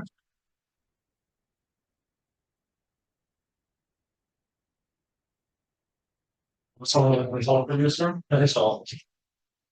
Cool. All right. We are moving on to council member, Stephanie Mayer. Thank you, Mr. Mayor. You revisit comments from earlier about the family had the tragic accident last week. I did mention the police. My condolences to the family for their loss, but also our first responders, all of them. Rescue squad, our fire department. These people, both groups volunteer and go out and deal with these losses in the communities and these tragic events. So I think about them at that time also, and pray for them. And then also my condolences to Congressman Payne's family. I had the privilege of going down to Newark on Wednesday Unfortunately, I had a work event on Thursday, so I didn't go to the funeral. But it was a very solemn event, and my hat's off to our county executive for the ceremony that was prior to bringing the casket into the courthouse. So condolences again to the Congressman Baines.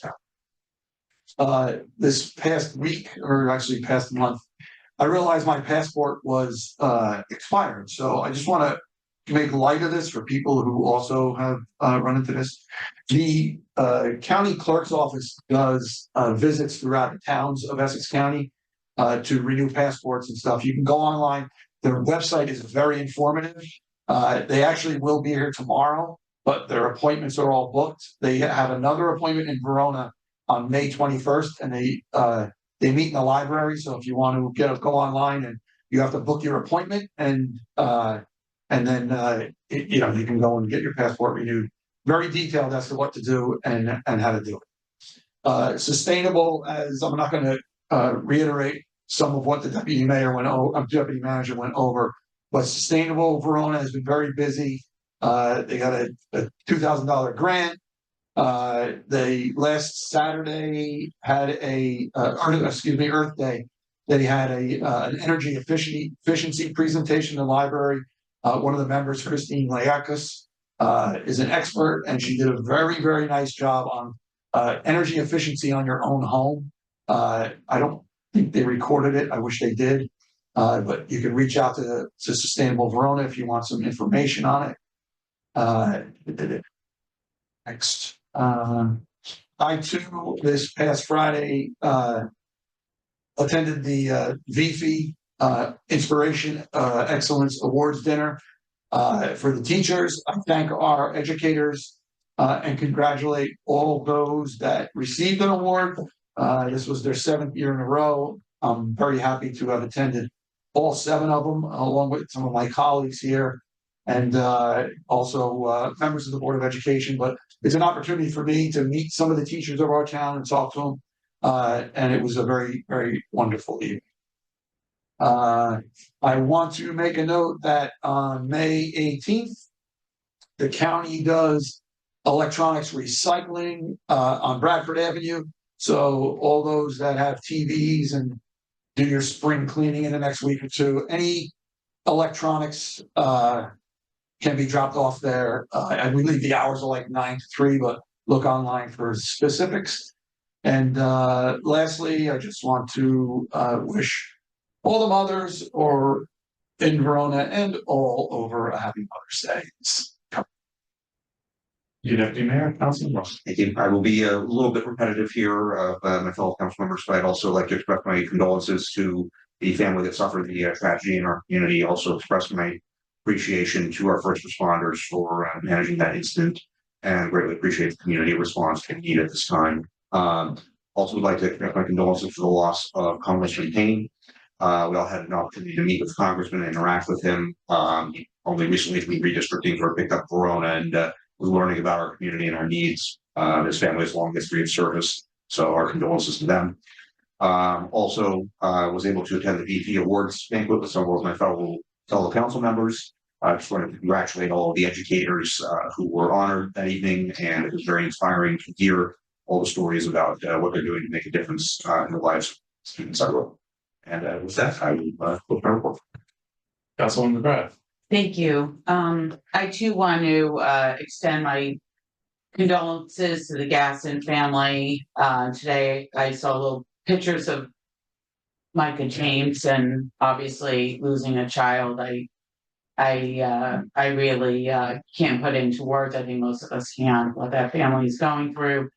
And for his grandfather and longstanding resident Boris, this is really an unspeakable loss for our community. And I do want to thank all of our first responders who I'm sure came upon really a horrific scene. I did speak with Chief Kiernan and to ensure that our staff and volunteers were being able to access appropriate mental health support. And I do encourage everyone in the community, as this event is very triggering, to seek mental health support. We lost Congressman Payne, and I was honored to have the time and ability to go to the 2 days of remembrances for him.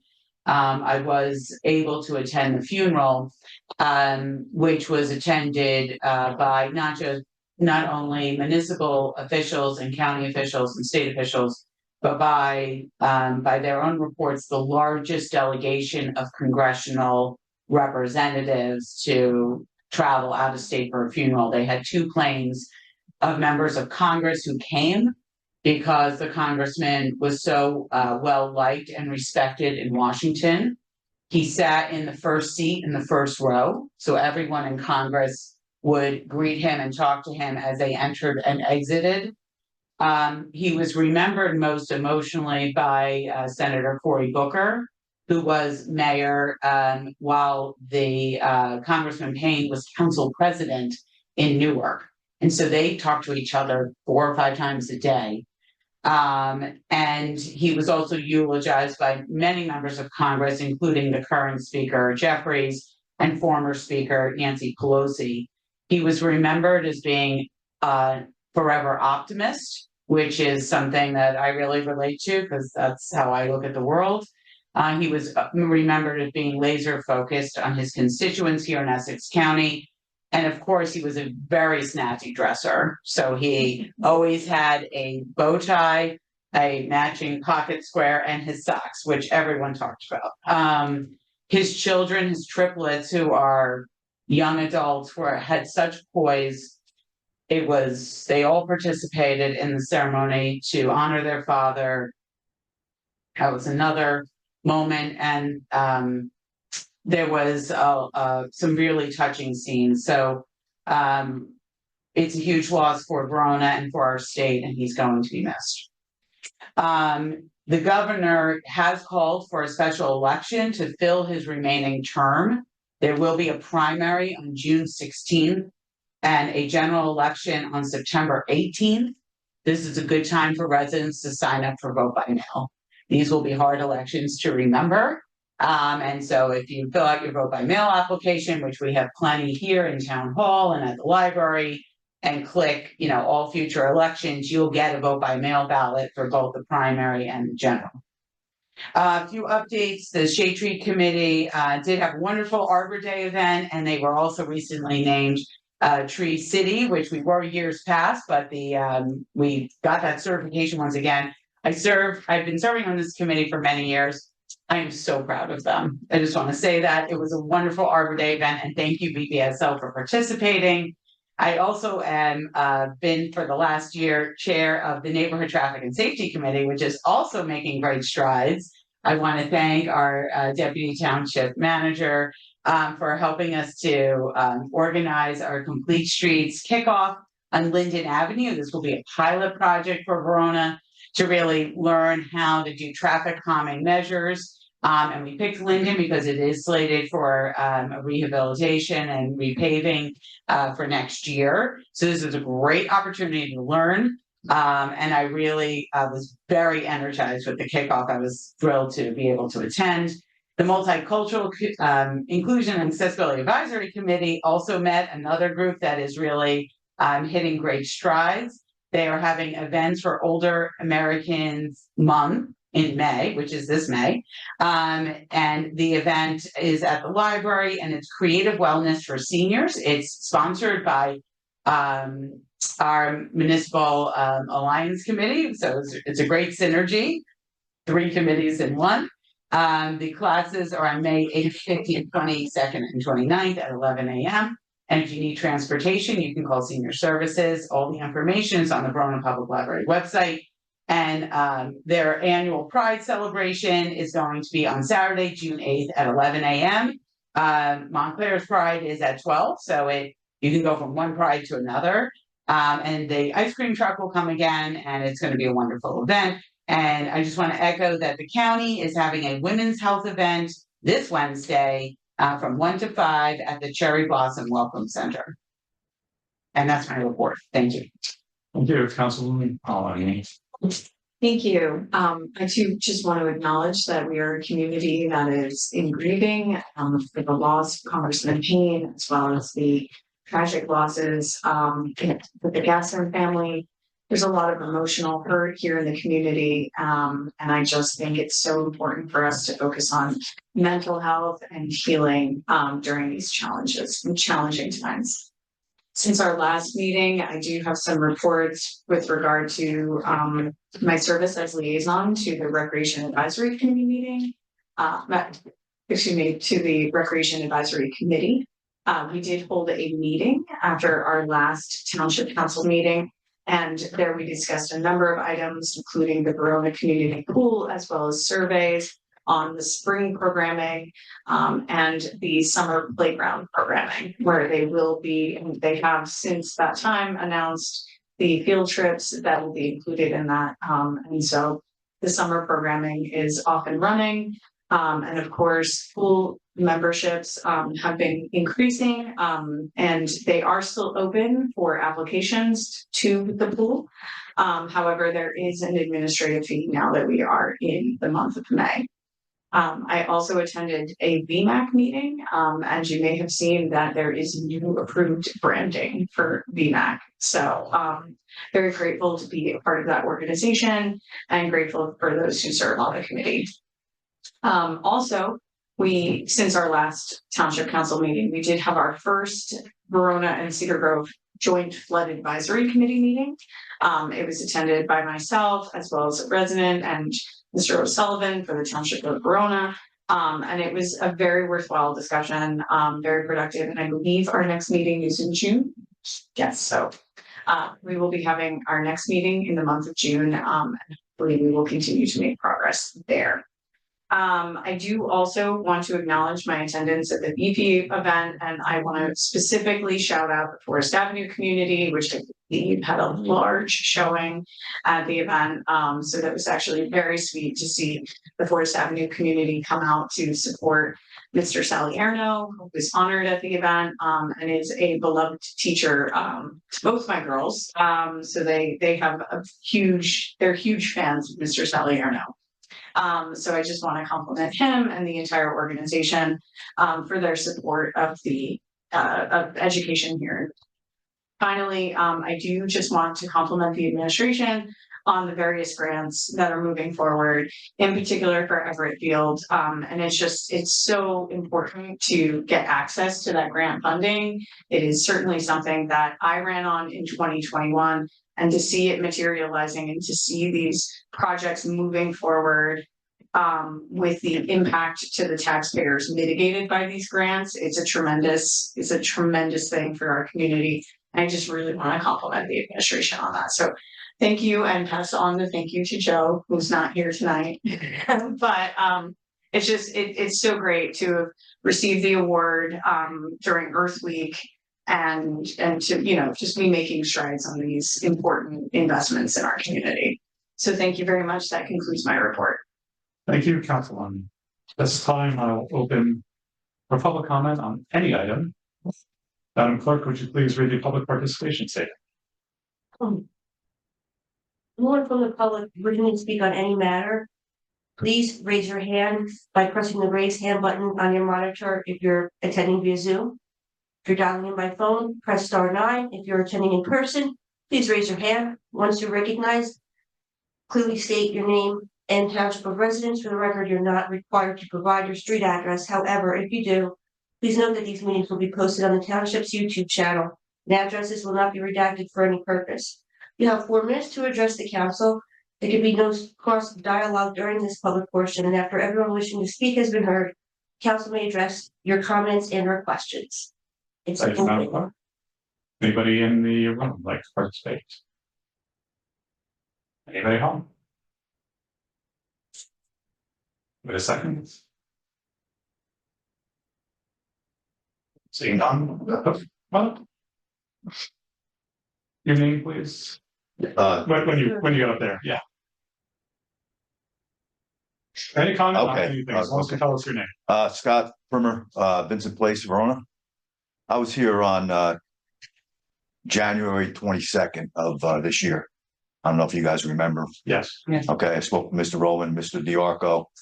Since June of 23, I had major work on a neighbor's property, quite a bit of fill. I've been going back and forth with I guess Mr. DiArco.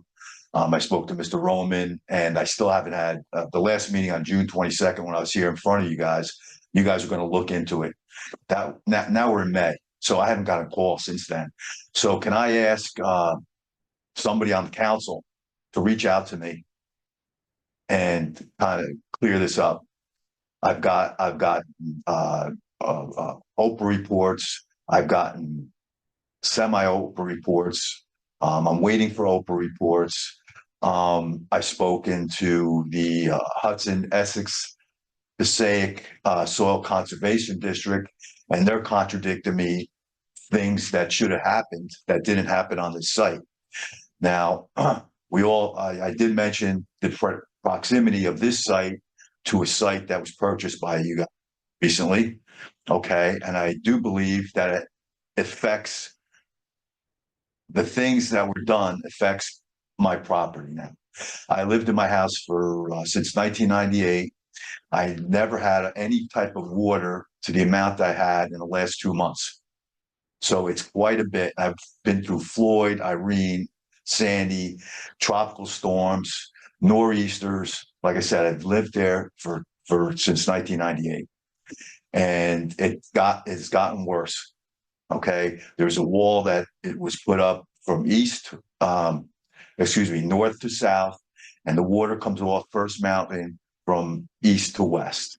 So that wall is basically made my property like a culvert. Okay. I know that I've had somebody that used to work in town reach out to somebody in the construction department. They came out and said, "Oh, it's not going to affect you." Well, the water's standing there. The water comes up really high, and the water is worse now than it ever was. So I just need somebody from the township to look, give me a call. Mr. DiArco had my email. Mr. O'Sullivan, if you want to reach out to me, so I know you're an engineer. Something has to be done, and it from the proximity. My water went through his property. The water comes down from Amy Court, comes down and goes down through the said property and went all the way down to Pompton Avenue. Okay, so and that property was just closed on a week before this work was done. Excuse me. So it just seems like it's coincidence that this doesn't seem right, and I need somebody to look into it before it goes to another factor where we have, different people looking into it. Any other public comments? Mrs. Prescott? Hi, thank you. What's his name? Have to do anything done or? You're good. I'm good, okay. Good evening, Mayor and Council, Pam Prisco, Verona Board of Education President. I'm up here just to go over some of the notes that the gentleman from Conifer was up here before speaking about the population of students that are going to be coming out of the buildings that are going to be developed. As a board president, as a resident, I'm very concerned with the number of students. Unfortunately, I do not agree with what the gentleman, I don't remember his first name, but I don't agree with what he said, that there shouldn't be that many students that are coming out of that complex. We are going to be in a very tough situation for the Board of Education, where we're going to put all these students. Just a 3-bedroom unit, there's 26 of them, just 3. It's my understanding that if it's 3-bedroom unit, there has to be 2 to 4 children. There could be 2 to 4 children. So if you take your numbers and if you just take 2 times 26, there's 52 children right there. 2.5, 65, meaning around, some are going to have 2, some are going to have 3. Could have up to 104 students just in a 3-bedroom if you had four children. That's a lot. Then we have 52. 2 bedrooms, another 2 students, 104, 1 student, 52. So I'm urging the council to work with the Board of Ed, work with us, we're gonna be in trouble. It's big trouble. Our budget, we can't increase. So whether we meet together, join forces, but we really need to look as to where we're gonna put all these children that are gonna come from just up at Verona Flats. So I urge you to please work with us, meet with us, discuss whatever you want. We're open, we're free. Thank you, Mrs. McGrath, for bringing that up because it is our major concern. We do not want to have to redistrict. We do not want to change schools where we're going to have to make one building a K-1 or 1-2. That's not what we want to do to our neighborhood schools. But that's what we're going to be forced to do. So I really just urge the mayor and council to really look at what it's going to cost the district, especially for special ed as well. So thank you for your time. I appreciate every one of you and all that you do. So thank you. Thank you, Mr. President. You're welcome. Governor, public comments. See none, I'm gonna close public comment. For O'Sullivan. Would you mind responding to Mr. Primmer's comments, please? Mayor, I did have an opportunity to speak with the township engineer, the zoning official, public works department, and with the town. I know there was a good deal of dialogue back and forth with Mr. Primer and a number of different employees. There were questions as to what kind of stormwater impact the downhill property would have on the subject property. There was a request from the downhill property to submit final as-built drawings. The property owner has been put on record, put on notice that those documents are still necessary. The construction code official and zoning official have that notice on the property record file, and it would restrict a number of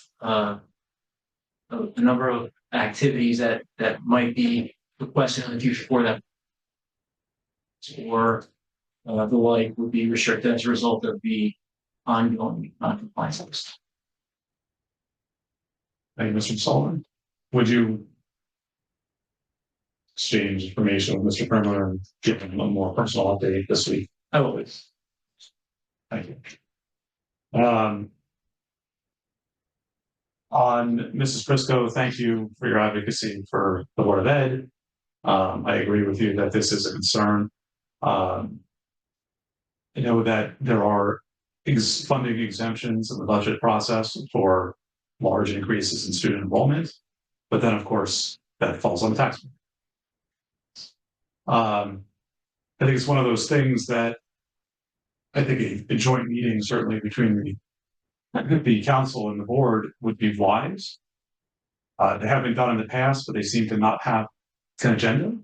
So I think at this point we have two major items of shared services, and then this item as well. It might be wise to bring one of those joint meetings back, which is logistically could be a little bit of a challenge, but we have facilities to do that, and we could do that and provide our technology.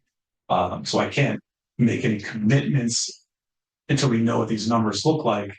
I agree with you, and for the record, the Board of Ed did a demographic study. And unfortunately, that study, like everything else, is based on assumptions of who will move. And your numbers are correct in that way of the maximum possible potential. So it's one of those things that we have to keep an eye on, and it is one of the consequences of the policy making forced by the state, for sure. Yeah, ready? That's all. Yeah, I think what I would add is, I think we should have some more offline conversations with Conifer, because again, he was a little hesitant to answer my question. And maybe, offline, there could be a more robust conversation about their past experience. I mean, what I heard listen, we are all very concerned about how many school children from out of town may move in, but I heard a couple of interesting things. One is 1/3 of the people on the interest list are from Verona. So if 1/3 of the units are filled with Verona residents, that is good in terms of, it's just students moving around. And he did seem to indicate not that worst case scenario of seeing 4 children move into those 3-bedroom units. So I think that would be helpful. I think before a joint meeting, I would like to, I think the agenda is very important.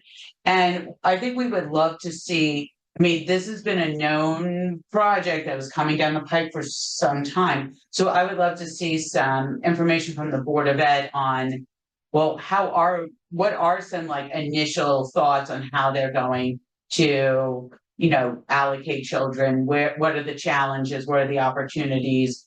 Is there something maybe they need from the township that could be helpful? And so I think that's, an opportunity. And I think I've always felt like we should have an implementation committee that is comprised of the township and the Board of Ed, and to make sure that we really welcome these residents in and we create a smooth process to get them, enrolled in the school, and so that we can make sure like they know all of the Verona services and religious life and something comprehensive. I think we realize now after tonight that we're very close. We're going to have some new residents to town, and I want to make this into a positive experience, but we need to work on like, how is this going to go? Since we know that seems like what he said by September, they're going to be occupied. So I think there's opportunities. And I don't object to a joint meeting, but I would like to understand. I did happen to listen on Tuesday night. I don't really even understand the Board of Ed's budget very well. So even if we can get those documents so that all of us can understand their financial challenges better, that would be great. Mr. Roman. Just to expand on the comments a little bit, the 3-bedroom units, will be curious to hear a little bit more of their, why he's making the statement, or what, what the basis is for saying that those aren't going to generate a lot of children. Because, are they saying that families with older adults might be moving into them possibly, or, we've always gone into this assuming that those units were going to bring families. Yeah. So it's if he's saying something different, it's fair to ask, well, okay, well, why not? So, and it would be simple enough to look at an online project and try and see, was there an actual increase in students put into a school system or not? I mean, they operate similar projects, and there's got to be some sort of historical evidence that we can look at. But I do agree with you that the large quantity of residents from Verona is a positive indicator, assuming that they're the ones that end up occupying the units. It's if they all qualify, and it being a first come first served application process. That doesn't guarantee it, but that would mitigate it if that was the case. But remember, they're also leaving. Right. They're also leaving existing housing. And somebody's gonna move in there, so that may not be a Sure. Right. But it's something I think that we have to have continued dialogue, and I appreciate Mrs. Frisco coming to this, the council on tonight. And I think the challenge that the Board of Ed faces is people moving in September, right? We figured out classroom size, we figured out things. And this is going to lead to some pretty significant logistical challenges. And for however we can help, and the township administration can help with these logistics, we're here, and I think we can give it whatever resources we have in order to get this moving. But I think this is going to need a working group and some pretty consistent updates on her. And hopefully that's something that we can have Mr. O'Sullivan as far as early numbers, even if we just get like early numbers as far as a demographic snapshot of who was applied, just to get an idea, and it might give us a demographic idea, a reasonable estimate of what they're not allowed to tell us. No, we did ask that there's restrictions on what they can specifically provide prior to. That's Find out. yeah. Okay. Well, we can continue the discussion offline. I think I did just have an experience with 49-unit affordable housing project coming online in North Caldwell. It was a combination of 1, 2, and 3-bedroom units. So we can have some discussions about what impact that was to the North Caldwell Board of Education at that time. And I'll consider the conversation. Thank you, Mr. Sullivan. With regard to that topic, and Oh, certainly, yeah. with regards to Mr. Plummer's property. I did have discussions with the Director of Public Works about that property. And Mr. Sullivan, thank you for your memos. And I know that the township has not lost sight of this issue. It's just a complicated process to straighten it out. So I appreciate the continuing interest, and I agree if you please communicate with it regarding the first steps. Will do. Any further council comments? Okay, thank you. All right, we'll be moving on to hearing adoption and amendment of ordinances. Madam Clerk, the first item on the agenda is ordinance number 2024-16 on second reading. Would you please read the title of this ordinance? A bond ordinance providing for the preliminary planning expenses for the improvement of Everett Field located on Bluefield Avenue, block 707, lot 10, in the body of Verona in the county of Essex, New Jersey. Appropriating $50,000, therefore, and authorizing the issuance of $47,500 bonds or notes of the township to finance part of the cost thereof. Thank you, Madam Clerk. Would somebody please move the So ordinance? Motion is made by the Deputy Mayor. Second. The second is made by Councilman McGrath. Now is the time for the public hearing on ordinance number 2024-16. Same public comment statement applies.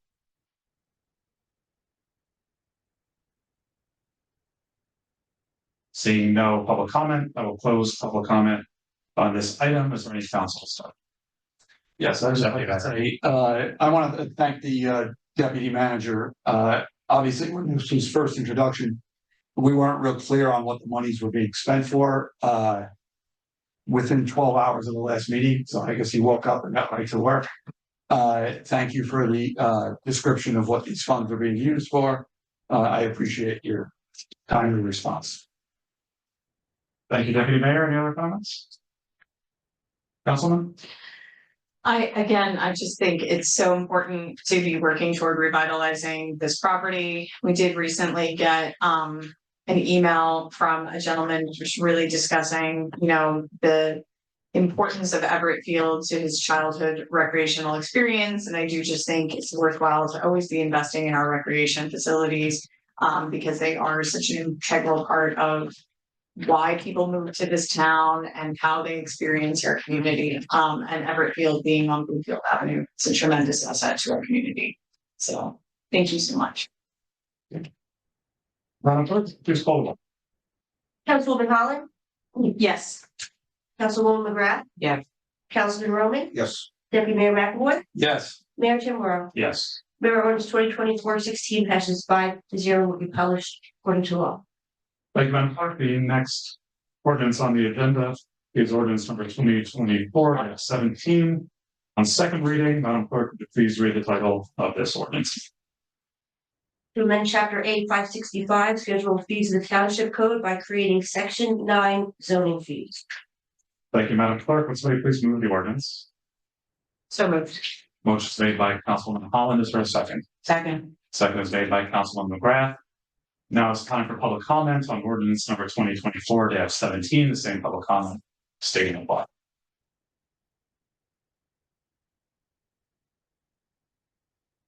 Okay, seeing none, and I'll close public comment. Any council comments?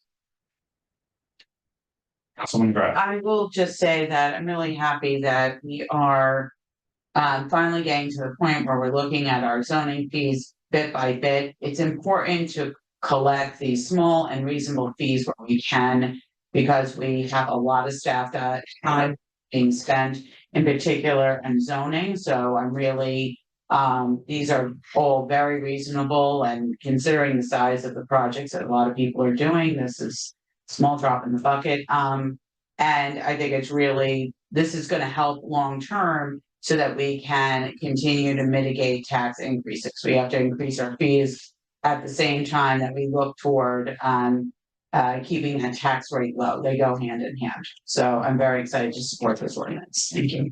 Thank you. Any further comments? Councilman. So I am begrudgingly going to support this ordinance. I don't get excited about fees, so I take the contrary point of view here. One of my concerns is basically we charge a lot in property taxes, and sometimes it kind of feels like adding insult to injury when we charge a fee for things on top of that. I want to see how much revenue we've actually collected out of this. This is, adding sort of an entirely new fee for a service that was just, previously paid for out of tax dollars. Certainly if it, if it needs to, if there's any interest in increasing it, that's gonna be a pretty high bar. I'm just concerned about the overall cost of living. That includes, pulling building permits, pulling zoning permits. It's every time that we ask residents for extra dollars, it's a burden. And again, we've always said that the high taxes in New Jersey deliver a high level of service, but then you add fees on top of things. So I don't know, I'm just I'll let this one pass, but normally I'm not going to get very excited about landing risks for anyway. I tend to agree on that point. I do think the fees in circumstance are reasonable. But even then, only $50 per project is adding $50 per project. Every dime counts in the current society. So I similarly will be voting yes, but not the exuberance of others. Madam Clerk, you call the roll, please. Councilwoman Holland. Yeah. Councilwoman McGrath. Yes. Councilman Roman. Yes. Deputy Mayor McAvoy. Yes. Mayor Tamura. Yes. Mayor ordinance 2024-17 passes 5-0 and will be published according to law. Thank you, Madam Clerk. The next item on the agenda is ordinance number 2024-18. On second reading, Madam Clerk, would you please read the title of the ordinance into the room? An ordinance to amend chapter 565-1 fees of the Code of the Township of Verona by amending preliminary retail consumption and preliminary retail distribution license fees. Thank you, Madam Clerk. Would somebody please move the ordinance? So moved. Motion is made by Councilman McGrath. Is there a second? Second. Second made by Councilman Holland. This time, it is now time for the public hearing on ordinance number 2024-18, the same public comment statement. I'm going to close public comment. Any council comment from you? Councilwoman McGrath. Yeah, thank you. This is another example where we did not keep up with raising these fees. In years past, these fees were raised every year so that we could reach the maximum of 2,500. We skipped 2 cycles. And again, it seems like these are small dollars, but these are businesses in town that are incredibly profitable. Again, this is a very small, reasonable fee. And we need to increase our fees wherever we can so that we can keep up with keeping taxes low. So these small things are important. And so I'm really glad that, again, we're finally re-examining these, and I hope to look at more fee reviews in the future. Thank you. Thank you. A similar comment to the last ordinance. It is appropriate to increase fees over time. However, I do look at an increase in $300 for this fee as maybe $300 that a business may be able to use to sponsor a baseball team or provide something to a turkey tray or all the other community things. So in every business, decisions have to be made, and businesses like everybody else feel the bottom line. Food service especially, which has been hard hit. So same deal, but I thank our businesses for their patience and silence. Madam Clerk, would you go? Sorry, Jim. I'll second the mayor's comments. Thank you. Madam Clerk, call the roll, please. Councilwoman Holland. Yes. McGrath. Yes. Councilman Roman. Yes. Deputy Mayor McAvoy. Yes. Mayor Tamura. Yes. Mayor ordinance 2024-18 passes 5-0 and it will be. Thank you, Madam Clerk. The proposed ordinances. The first item is ordinance H1 on first reading. Madam Clerk, would you please read the title of this one? Bond ordinance providing for the improvement of the water and sewer utility system in the United States of Verona, County of Essex, New Jersey, appropriating $260,000 therefore, and authoring the issuance of $247,500 bonds or notes of the township to finance part of the cost thereof. Thank you, Madam Clerk. Would somebody move the ordinance? So moved. Motion made by the deputy mayor. Second. Second. That is made by Councilman Roman. Is there any council comments? Sorry, good question on this. It mentions the smoke testing. Is that the one we talk about, like all the lines throughout town, or the majority of the major lines? We'll cover the smoke testing for the entire. Got it. Thank you. Can you explain a little bit more why we consider that to be a capital expense? It allows us to maintain and upgrade the sanitary sewer collection system infrastructure, which has a very direct impact on a wastewater treatment plant. These things are sort of barely, you know, you've got to kind of stretch to call this a depreciable asset, I think.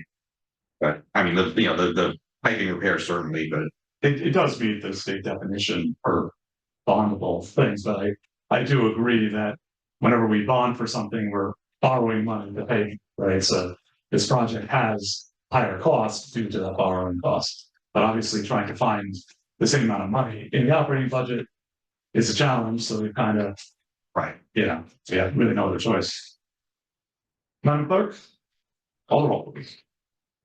Councilwoman Holland, Yes. Councilwoman McGrath, Yes. Councilman Roman, Yes. Deputy Mayor McAvoy, Yes. Mayor Tamburro. Yes. Mayor H will be number 24-19 and will be published according to law, and a public hearing will be held on May 20th. Thank you, Madam Clerk. The next item on the agenda is ordinance H2. Please read the title of this into the record, first reading. Bond ordinance providing for the improvement of the big pool for the pool utility and invite 6 New Jersey appropriated $350,000, therefore, and authorized issuance of $333,000 bonds or notes in the township to finance thereof. Thank you, Madam Clerk. Will somebody move the ordinance? Second. Motion is made by Councilwoman Holland. The second is by Councilwoman Grant. Do have one comment.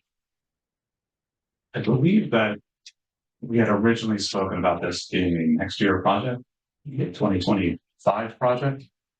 So I just want to make sure that that is still the intention. The intention with this ordinance would, this funding would allow us to go into design and bidding so you can have construction start either Labor Day or at the very least in the spring of next year. So it's completed for Memorial Day opening of 2025. Just want public to be aware that this is a next year expense. There's a lot of capital on the agenda tonight. So we'll be executing the entire project until next year. Correct. But the problem is, I guess we're buying on it's the anticipation moves now anyway, but just seems like we're paying a premium to borrow money now and we're not paying for the project until next year. Well, ideally, if we could land this project and bid it as quickly as we'd like, the construction could start as early as September. So it could potentially be constructed this September. I just don't like the idea of us sitting on borrowing money, right? Because it's just, Well, they don't have to issue the notes until we're getting closer to, you know. Sorry. Is this fully funded by our pool capital improvement? Yes. It's okay. Our other ordinance, it's actually written in there and it's. Well, I'm sorry, this is funded through, it'll be debt service issued to this one. Okay. All right. Madam Clerk, call the roll, please. Councilwoman Holland, Yes. Councilwoman McGrath, Yes. Councilman Roman, Yes. Deputy Mayor McAvoy. Yes. Mayor Tamburro. Yes. Mayor ordinance H2 will be numbered 2024-20 and will be published according to law. Public hearing will be held on May 20th. Madam Clerk, the next item on the agenda is ordinance label H3 on first reading. Would you please read the title of it? Bond ordinance providing for the improvements in the water and sewer utility system in and by the Township of Verona in the County of Essex, New Jersey, appropriating $8,406,000, therefore, and authorizing the issuance of $8,406,000 bonds or notes in the township to finance part of the cost thereof. I will move this ordinance. Is there a second? Second it. Second is by Councilman Roman. Is there any council comments? Councilman Thomas. So for H3, I just wanted to confirm, so section 3B is for the improvement or replacement of Claridge Drive pumps. So that is the project to mitigate the water pressure issues in Claridge units and to serve those residents. That is that project, yes. Okay, I just wanted to confirm, because then there's also the discussion about the acquisition and installation of micro screens and improvement or Question of the UV disinfection system. Yes, thank you. Okay, continues on to the next slide. So is that all part of the same project or is that a separate project? These are all under this bond issuance, but they will be all their own individual projects with applications to the iBank. And Okay, along the same line of discussion, the permanent financing for these projects through the iBank will not come until the completion of construction. So depending on when each of these projects comes online, some of them might not be complete. Some of the wastewater projects won't be complete until like 2 to 3 years from now. and each of these projects, so each of them would be submitted to the iBank, which actually answers one of my other questions. And are they also available for the principal forgiveness that we saw with the PFOA remediation? The principal forgiveness that was provided for, that was specific to emerging contaminants. Okay, So if and when principal forgiveness is available, the state will typically throw it into the bucket of available funds that are there. I don't necessarily know if it qualifies for any particular funding at this point, but they do provide the 50% zero interest, 50% market rate. okay. Yeah, I mean, I know that they have other advantageous aspects of the iBank financing, and I do really appreciate the administration's leveraging of the iBank. And thank you for clarifying that that is in fact the Claridge train station. So thank you. Councilman, Couple of things. Item A, first off, just in terms of a code reference, it looks like that's actually 2021-27 was the original pump station. But I'm just kind of curious, that project has basically doubled in price. We originally allocated 1.2 million for it. Now we need another 1.16. Was there a change in scope, or is it underestimated, or do we know why that's? It's a combination of a few elements. There have been dramatic increases in construction costs in that time. There has also been some of the additional smaller projects that were highlighted in Boswell's wastewater treatment assessment report that are being added into this project and lumped in for the benefit of the iBank program. It allows us to tackle all of these in that one particular bid should be going out later. Okay, so we're still working off of engineers' estimates here, rather than we don't have contractor pricing on this. We have not yet. Okay, so they've estimated basically another 1.6 basically from cost increases over time, plus a desire to put some other small projects. Right, and the iBank defines what some of those percentages can fit on, including contingencies, but those are all iBank defined. And all right, and then I'm also glad to see the replacement of the micro screens and UV disinfection system. Those have been falling apart for at least 8 years. And all of these projects were included in the rate study and assumed in that rate schedule and the debt schedules that were accounting for this upcoming debt. Would you be able to send me any detail on item A concerning the additional items and the cost increase? Yes. Mr. Sullivan, just one question. So I'm happy to see the Claridge Drive fix on here. It's been a concern for quite a while. That was certainly exacerbated on July 3rd of this past year. Could you disaggregate that number and tell me how much of that project is specifically the Claridge Drive fund in Part B? Seems like a lot is bumped into the 7 point. I can get you that number. I don't want to hold up the meeting, but I want to. I can kind of calculate. I can give you a I believe it's 1.5. I believe it was somewhere around 1.5 to 1.8 or 1.9. So I still have it off the top of my head. So, but yeah, thank you. When about 5.3 million for micro screens plus UV disinfection system. Okay, so so you can figure a little under 2 million maybe for the air pump, including 10% contingencies on all this. Okay, thank you. Councilman McGrath. So just to put a fine point on it, so this 8.4 bond, should it be approved at the next meeting, should we introduce and have it be approved? It's not going out to the capital markets because it's going through the iBank, and that's how the financing the happens. clarifier pumping station project is already in the iBank. We are hoping to be receiving authorization to advertise with that one shortly. Right. The other ones are still much earlier in the planning phases. At different stages, the Claridge pump station is further along the design and permitting process, but we are still working for the items. The other ones have not. started. But we don't, it's not finance like the other ordinances that go to the capital markets where we sell the bonds. This is all going to the IBank. It's correct, Okay. yes. Okay, good. Thank you. And these were expenses, Mr. Sullivan, that we projected when we did the rate studies. So this is already included.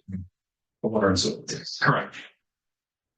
All right, so just for the public's education, this was considered and included when the rates were defined. So this isn't going to see an increase in rates beyond the significant increase in rates that you voted. Nick, from our council comment. Hearing none, Madam Clerk. Councilwoman Holland. Yes. Councilwoman McGrath. Yes. Councilman Roman. Yes. Deputy Mayor McAvoy. Yes. Mayor Tamara. Yes. Mayor ordinance H3 will be numbered 2024-21, be published according to law. Public hearing will be held on May 12th. Thank you, Madam Clerk. The next ordinance on first reading is labeled as H4. Madam Clerk, would you please read the title of this ordinance?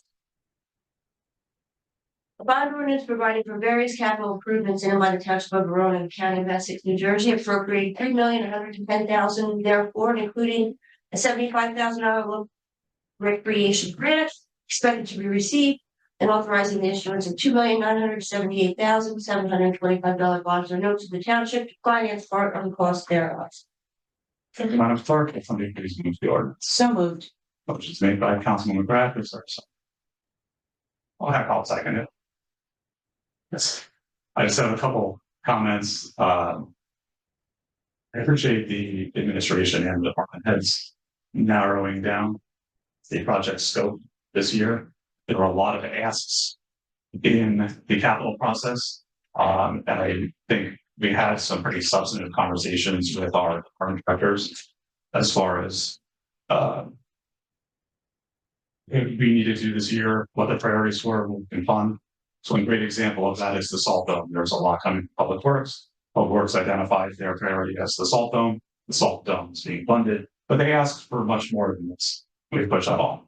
Same thing with some improvements and capital for things like fire prevention and so on. That we're able to push some of the projects back and focus on what was more acutely. And I think this is something that we need to continue doing. The one comment before we move this $3+ million capital ordinance is what I don't want to see now that we've thoughtfully planned and have a omnibus ordinance here is I really don't want to see individual capital ordinances coming up at this point, right? They need to limit that and continue this process. And if we do, we need to have a conversation about why those are coming up, and I'll be asking that question. To expect that these, as many items as possible, will be held until future years in accordance with the plan that will be true. It's just my comment / hope / accountability all wrapped into one. Any other comments? Deputy Mayor? One question, I don't know if anybody in the room may be able to answer this. I know in the past we did property revals every 10 years. I'm wondering why it's now 5, because this is, it used to be $500,000. I think when I started, when I remember from 10, it's $4 million. I mean, 400,000. Then it was 5, now it's $650,000. I would be a fan of skipping A and moving that to E and digitizing all of our records right away. But is there a reason why? Does it? The opportunity to do that, we received an order from the County Board of Taxation that we need to have a reevaluation, townwide reevaluation completed by October 1st of next year. So we really need to have funding in place through this ordinance so we can put it out to bid and form the. Yeah. But was there a reason why they called for it under 10 years? Do you want? If there's like It's fine. good answer. Wonderful number expert in the It's fine. I was kind of hoping that we weren't going to have one right away, but it's our ratio, the sales, the market.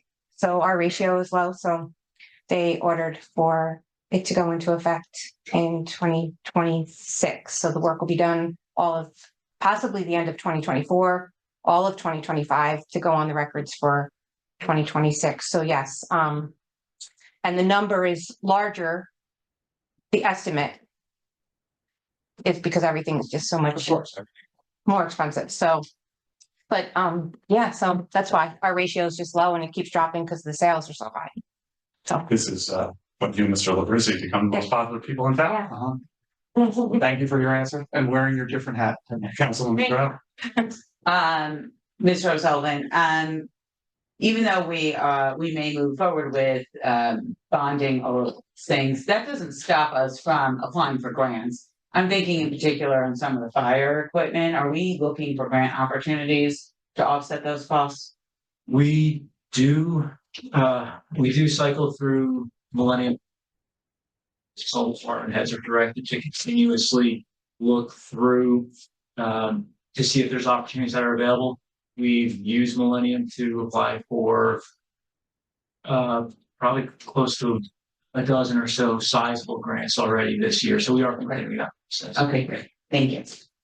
Just one further item. I know I brought this up during the budget process, but I hate seeing computers on his capital. And I do never want to see another computer item on his capital before. This should be something that is in our operating budget as on a replacement cycle instead of replacing all the computers at once. But we need to start making some smart decisions and also making the choices of if we need computers every year, what are we getting? Right. So I don't like the idea of spending on other things and then using bonds as a credit card when we need something new. So on a couple of these items, I think that is a good piece of it. The happiest thing for me to see is, in addition to some emergency services equipment, is the records digitization and reports for sure. I think getting our records digitized is going to be huge for public access and transparency. And there's something other time. Set And employee time. and employee time, sir. Thanks, Verona. Just You know, the point you make on whether we capitalize or not capitalize computers is a very good one. A long time ago, the township used to do this where they would replace every computer in the town all at the same time as a large capital expense. We managed to kind of unwind that. The problem is that if we allow it, then it's going to be 4 or 5 years before those computers are all fully depreciated. So if they're going to plan on replacing them out of the operating budget, you know, none of us may be here at that point in time, for all we know. So I guess that's the question is, do we want to actually allow this, or do we want to say, you know, for $25,000 a year in the operating budget, buy them? Because we did, you know, police cars, for example, we started buying them out of road job. You know, we kind of slowed down on capitalizing police cars. I'm wondering whether we want to think in a different mindset based on interest rates. yeah, I mean, I agree, but at the same time, our computer infrastructure in the town is in rapid change. I think we're running on like Windows 7 or something at this point. Like, I don't know if our machines can handle it. We need some. So I think there's no need, but I appreciate the point, and the same point is okay. When we replace, so my thought is that we start with replacing on like laptop devices, which are newer. There's a lot of the desktops, so that gets built into the operating for next year. Some of the other technology, whatever we don't have. I mean, certainly I don't want to spend all the $100,000. We don't have to. So maybe that we spend less, and it's what is an immediate need for, you know, what computers are going to catch on fire if we keep operating them, right? Right. I mean, this is a problem is when you do this as a matter of practice, it's hard to undo it because, yeah, you're right. Probably every computer in the town is probably obsolete now. But if we say, okay, bulk replace them all, then they're good for 4 or 5 years. And you don't have an opportunity to make that change. How do you fix it? I look forward to Mr. O'Sullivan's detailed report on how those computers are being replaced and on what schedule. You're gonna catch on fire. Which ones catch on fire and which ones don't. Solid state drives, you know, certainly help. Right. Any further council comments on this item? Hearing none, Madam Clerk. Councilwoman Howard, Yes. Councilwoman McGrath, Yes. Councilman Rowland, Yes. Deputy Mayor McAvoy, Yes. Mayor Tamboro. Yes. Mayor ordinance 20 or H4 will be number 2024-22. Will be published according to law. Public hearing will be held on May 20. Thank you, Madam Clerk. The next item on the agenda is ordinance H5. On first reading, Madam Clerk, would you please read the title of this ordinance into the record? A capital ordinance by appropriating $10,000 from the pool capital improvement fund for pool furniture in the Township of Verona in the County of Essex, New Jersey. Thank you, Madam Clerk. Will somebody want to move? So moved. Second. I'm very surprised, Councilor Roman, I have to say. In favor of new pool tables. So there you go. Okay, the motion is made by Councilman Roman, the second by Councilman Holland. Is there any discussion? Hopefully, we don't have any discussion on tables. I've been trying to shoot down our house on the capital budget. I have to be in favor of something. Hearing none. Madam Clerk, would you call the roll, please? Councilwoman Holland, Yes. Councilwoman McGrath, Yes. Councilman Roman, Yes. Deputy Mayor Rath, Yes. Mayor Tamburro. Yes. Mayor H5 passes and moving number 2024-23 passes 5-0 and published according to law. Public hearing will be held on May 20th. Thank you, Clerk. The next item on the agenda is an ordinance on first reading labeled H6. Madam Clerk, would you please read the title of this ordinance into the record? Capital ordinance by appropriating $235,000 from the general capital improvement fund for various capital improvements in the Township of Verona, County of Essex, New Jersey. Thank you, Madam Clerk. Would somebody please move the rules? Second. Made by the Deputy Mayor and seconded by Councilman McGrath. Any council comments? Councilman Holland. Yes. So first of all, I think it's great to have parking meter kiosks included here, as well as, the design of the Verona Community Center roof. But we are anticipating the design costs for that, but would the project take place this year? So there would be a separate bond ordinance for that? The design and the actual construction would be subject to ongoing discussions with our solar feasibility study. So depending upon the outcome of that, there may be alternate funding sources which might determine how much needs to be bonded locally. Considering that it is the design, we are anticipating that more would be coming back to this governing body. Correct, whether it's this year or next year, but this is authorizing the design. Okay, and then the VCC improvements, can I get more clarity on that as well as the sidewalks? Because I don't recall specifically the sidewalk repairs. The VCC is the accessibility.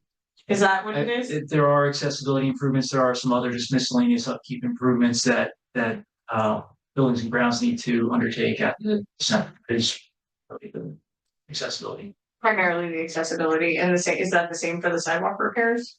The sidewalk repairs would be for miscellaneous repairs throughout town where sidewalks are lifted and cut out the place. Give you a full census of that just from walking my dog. Yeah.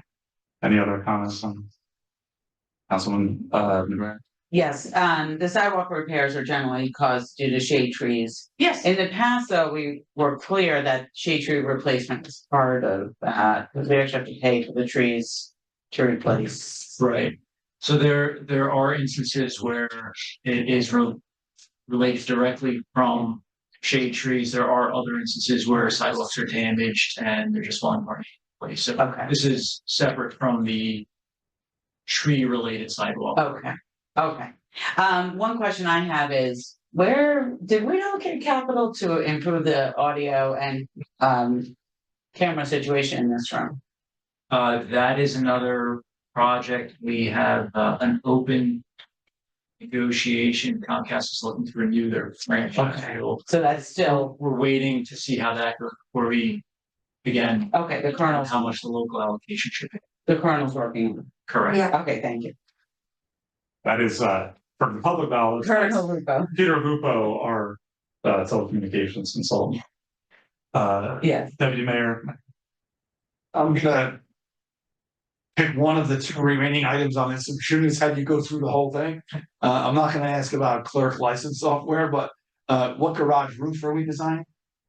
That's the public. Thank you. Anybody else? Glad to see the parking meter kiosks. And Yes. I'm sure the same. public will be very excited. And I hope that with this, we can start moving some meters to those places that we aren't collecting revenue on right now.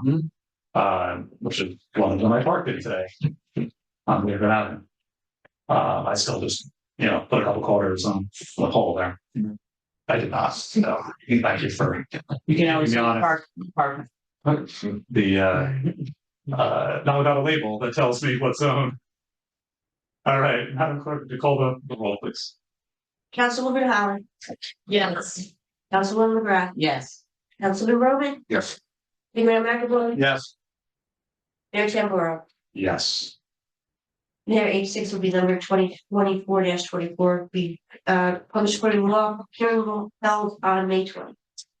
Before we go into H7, would any council members like mission to discuss the settlement before we vote on these items? Or is everybody satisfied with Mr. White's communication today?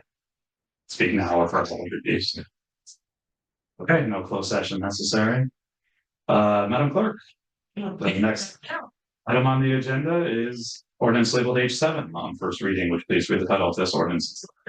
Bond ordinance providing a supplemental appropriation of $355,000 for phase 2 of the construction of Hilltop Park in and by the Township of Verona in the County of Essex, New Jersey, authorizing the issuance of $355,000 bonds or notes of the township to finance the cost thereof.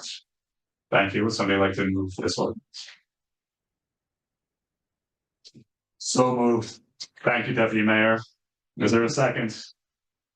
Seconded. Second. Thank you, Councilman. Mr. Aloya, would you care to fill in the public on this and K4, please? Sure. So when the township built the hilltop after, I guess toward the end or as it was going on, before anyone's time that's on its dais, there was a dispute with the individuals that were doing the construction, which led to litigation. So this bond is actually part of that cost. The builder thought for different reasons they were entitled to more money. The township didn't think they were entitled to money, hence litigation. This is a settlement, so this bond actually goes to the construction because that was part of the cost. And then you'll see in resolutions, there's a resolution to enter into a settlement agreement, which is K4. So that's a pretty accurate summary. Against us. That's one. So the settlement, so this bond is the difference between the settlement and the amount that was retained from the original bond. That's correct. So what happens for the public to know is when you do construction, you actually hold back, it's called retainage, a certain amount until the project is completely done. So we actually held that back. That's money that was due to the builder when the project was done. Because the ongoing litigation, we held it back. So that's just money that's been sitting there waiting to be transferred over. Okay, so the total, the settlement amount that we're settling in the agreement is, it's a certain amount, then minus what was retained. That's correct. Okay. So comments, questions? There you go, Madam Clerk. Please call. Councilwoman Holland, Yes. Councilwoman McGrath, Yes. Councilman Roman, Yes. Deputy Mayor McAvoy, Yes. Mayor Tamburro. Yes. Mayor H7 will be number 2024-25. It will be published according to law and a public hearing will be held on May. Now is the time for the consent agenda. Do you like J1 poll? Yes, please. Okay, we're going to poll J1, which is set of minutes. Will somebody care to move the consent agenda items K1 through K13? So moved. Motion's made by the deputy mayor. Is there a second? All second. Okay, Mayor, before you call the vote, well, we saw discussion and all that, so public session. let me open for public session and then. No, that's not, I want to remind you. Oh, no, Okay, you're doing it the right way. Thank you. Thank you. I appreciate the backup. All right. Now is the time for public comment on the consent agenda. The same public comment statement applies.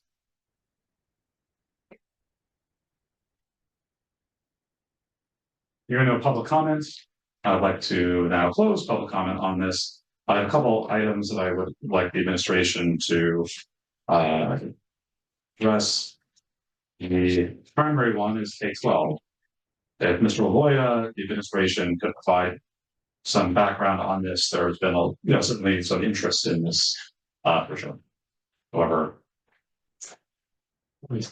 Sure. So K-12 is a authorizing execution for a contract to purchase real estate, specifically 46 Lakeside Avenue. I'll describe it in layman's terms that I describe it. It's the church parking lot. So it's the parking lot on Lakeside. It's the big lot, maybe 3 or 4 houses down from the actual church itself. And the church has agreed to sell that to the town. My understanding is the township manager and the township are going to add that to be used for public parking to not only support the downtown, but also help with parking in the Verona Park. So that's going to be a large lot that will also be looked at for potential solar, so you can park underneath potentially. The lot will also be metered, and an analysis has been done by management showing that it would actually be a cash positive based upon the estimates of how many people would park there, weekends, things of that nature, because the project's crowded. And we'd also obviously develop different parking, so meter Lakeside Avenue and things of that nature, make other zones possibly residential only and no parking. Otherwise, it'll be an empty lot, and we'll also just continue to park there. That parking right now, that lot is not used by any. And the intention would be also to have a large collection of electric vehicle chargers there. And we'd be moving a lot of overnight permits to that location as well to free up municipal lot 1, which is the lot behind Avenue Bistro. And we have been in conversations with the county about installing some traffic safety signals in that area to promote the movement to the park from that side, hopefully similar to the signal that is south between Morningside and Hillside Road. This was a closed session item because it was an active negotiation. Just want to put that out for the public, and that's why we're addressing it now. But those are some of the many plans that we have that will be improved for that purpose. I'm happy that this came out today because I've been talking to some of the business owners on Bloomfield Avenue that have been affected by a parking change following the transfer of the Wells Fargo property. The township has some parking spots there that the current owner is not continuing to provide to the township. And there have been some formal agreements with the former property owner about businesses in the area using those for their employees, and now those agreements have terminated. So I think this will certainly be of a help to that. The one question that I would like to certainly bring up are 2 items, Mr. O'Sullivan, is first, I think we need to envision a daytime parking permit for our businesses that will now have to use municipal lot 1 or this lot. Ideally, this lot when it's constructed, but in the meantime, we have an urgent need for parking in that area. And secondly, whatever we can do to increase enforcement of the 2-hour parking along Bloomfield Avenue in front of, basically between the old bank and Lakeside Avenue. That's been an area, certainly, and we have a park enforcement officers, but the more that we can do, especially during the work week, to do that. But I would like to hear a proposal on daily permits at a reasonable price for our business owners sooner rather than later to get that going. If there's anything potentially that we can do in the meantime, working with your office, the police department, to have a stopgap mechanism while the legislative process is happening, I would really be interested in hearing about that, because this is a big deal, especially with some of that area wasn't as traffic dense before, but now with the addition of the bakery, the fairy tale bakery, the Princess one, and the yoga and dance studio there, it's now dramatically increased in how many people use it. So it'd be helpful to have that as well. But I'll talk more offline with you, but it should be a good way to address that.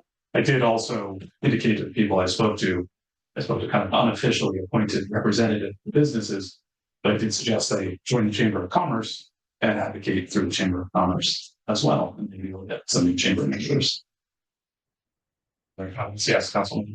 Thank you. A couple of points. Mr. O'Sullivan, can you talk about K9, the and how this relates to the property acquisition, the New Jersey grant application For for the, economic development. the resolution authorizing the execution of the contract K-12 is a sister resolution that goes along with K-9, which is an application authorizing a grant application which is intended for property acquisition to benefit downtown areas such as this specific property, which would benefit the downtown area. That's a grant program that is being funded by the New Jersey EDA.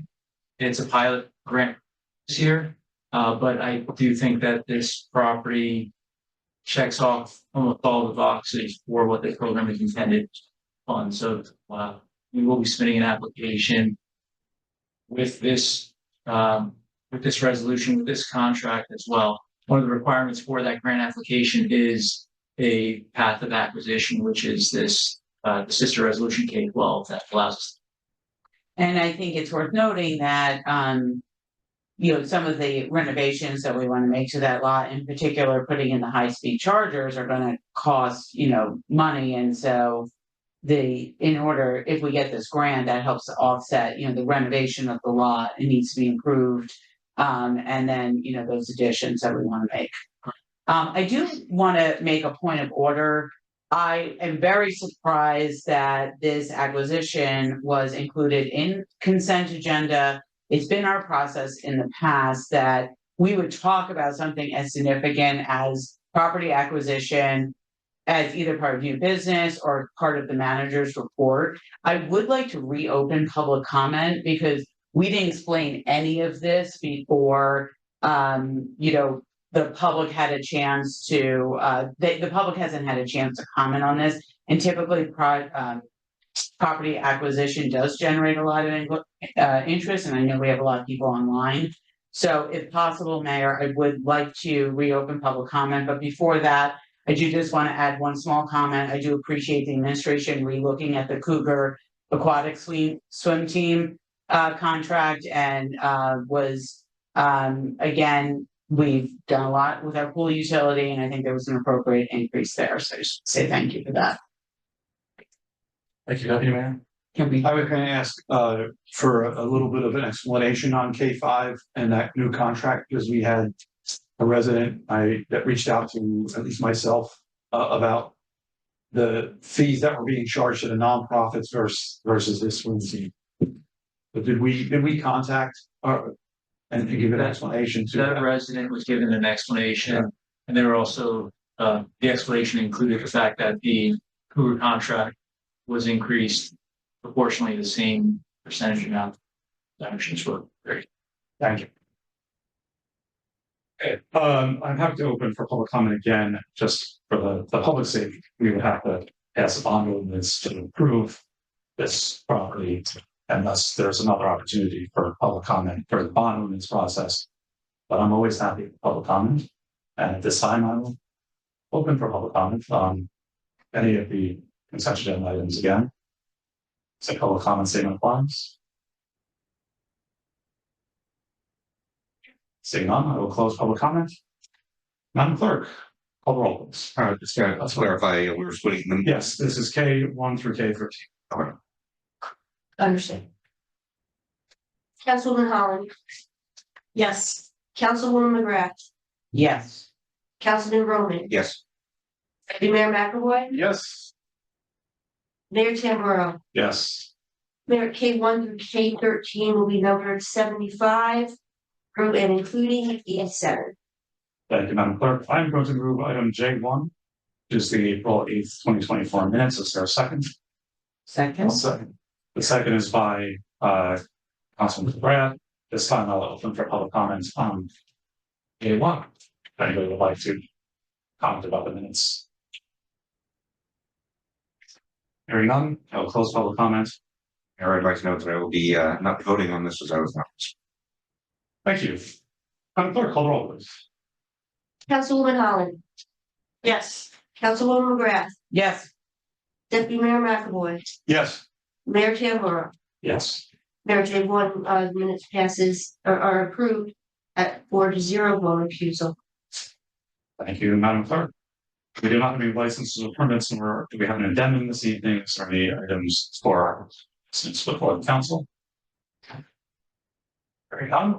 This time I'll look for public comment again on any items this time. Anyone? Same public comment statement applies. Very none, I'll close public comment. We'll be going into executive session. I think so, right? Yeah, no. Okay, so I will hear the magic motion. Motion to close. Please. The motion to adjourn is made by Councilman McGrath. Is there a second? I was second. Okay. In favor? Aye. Aye.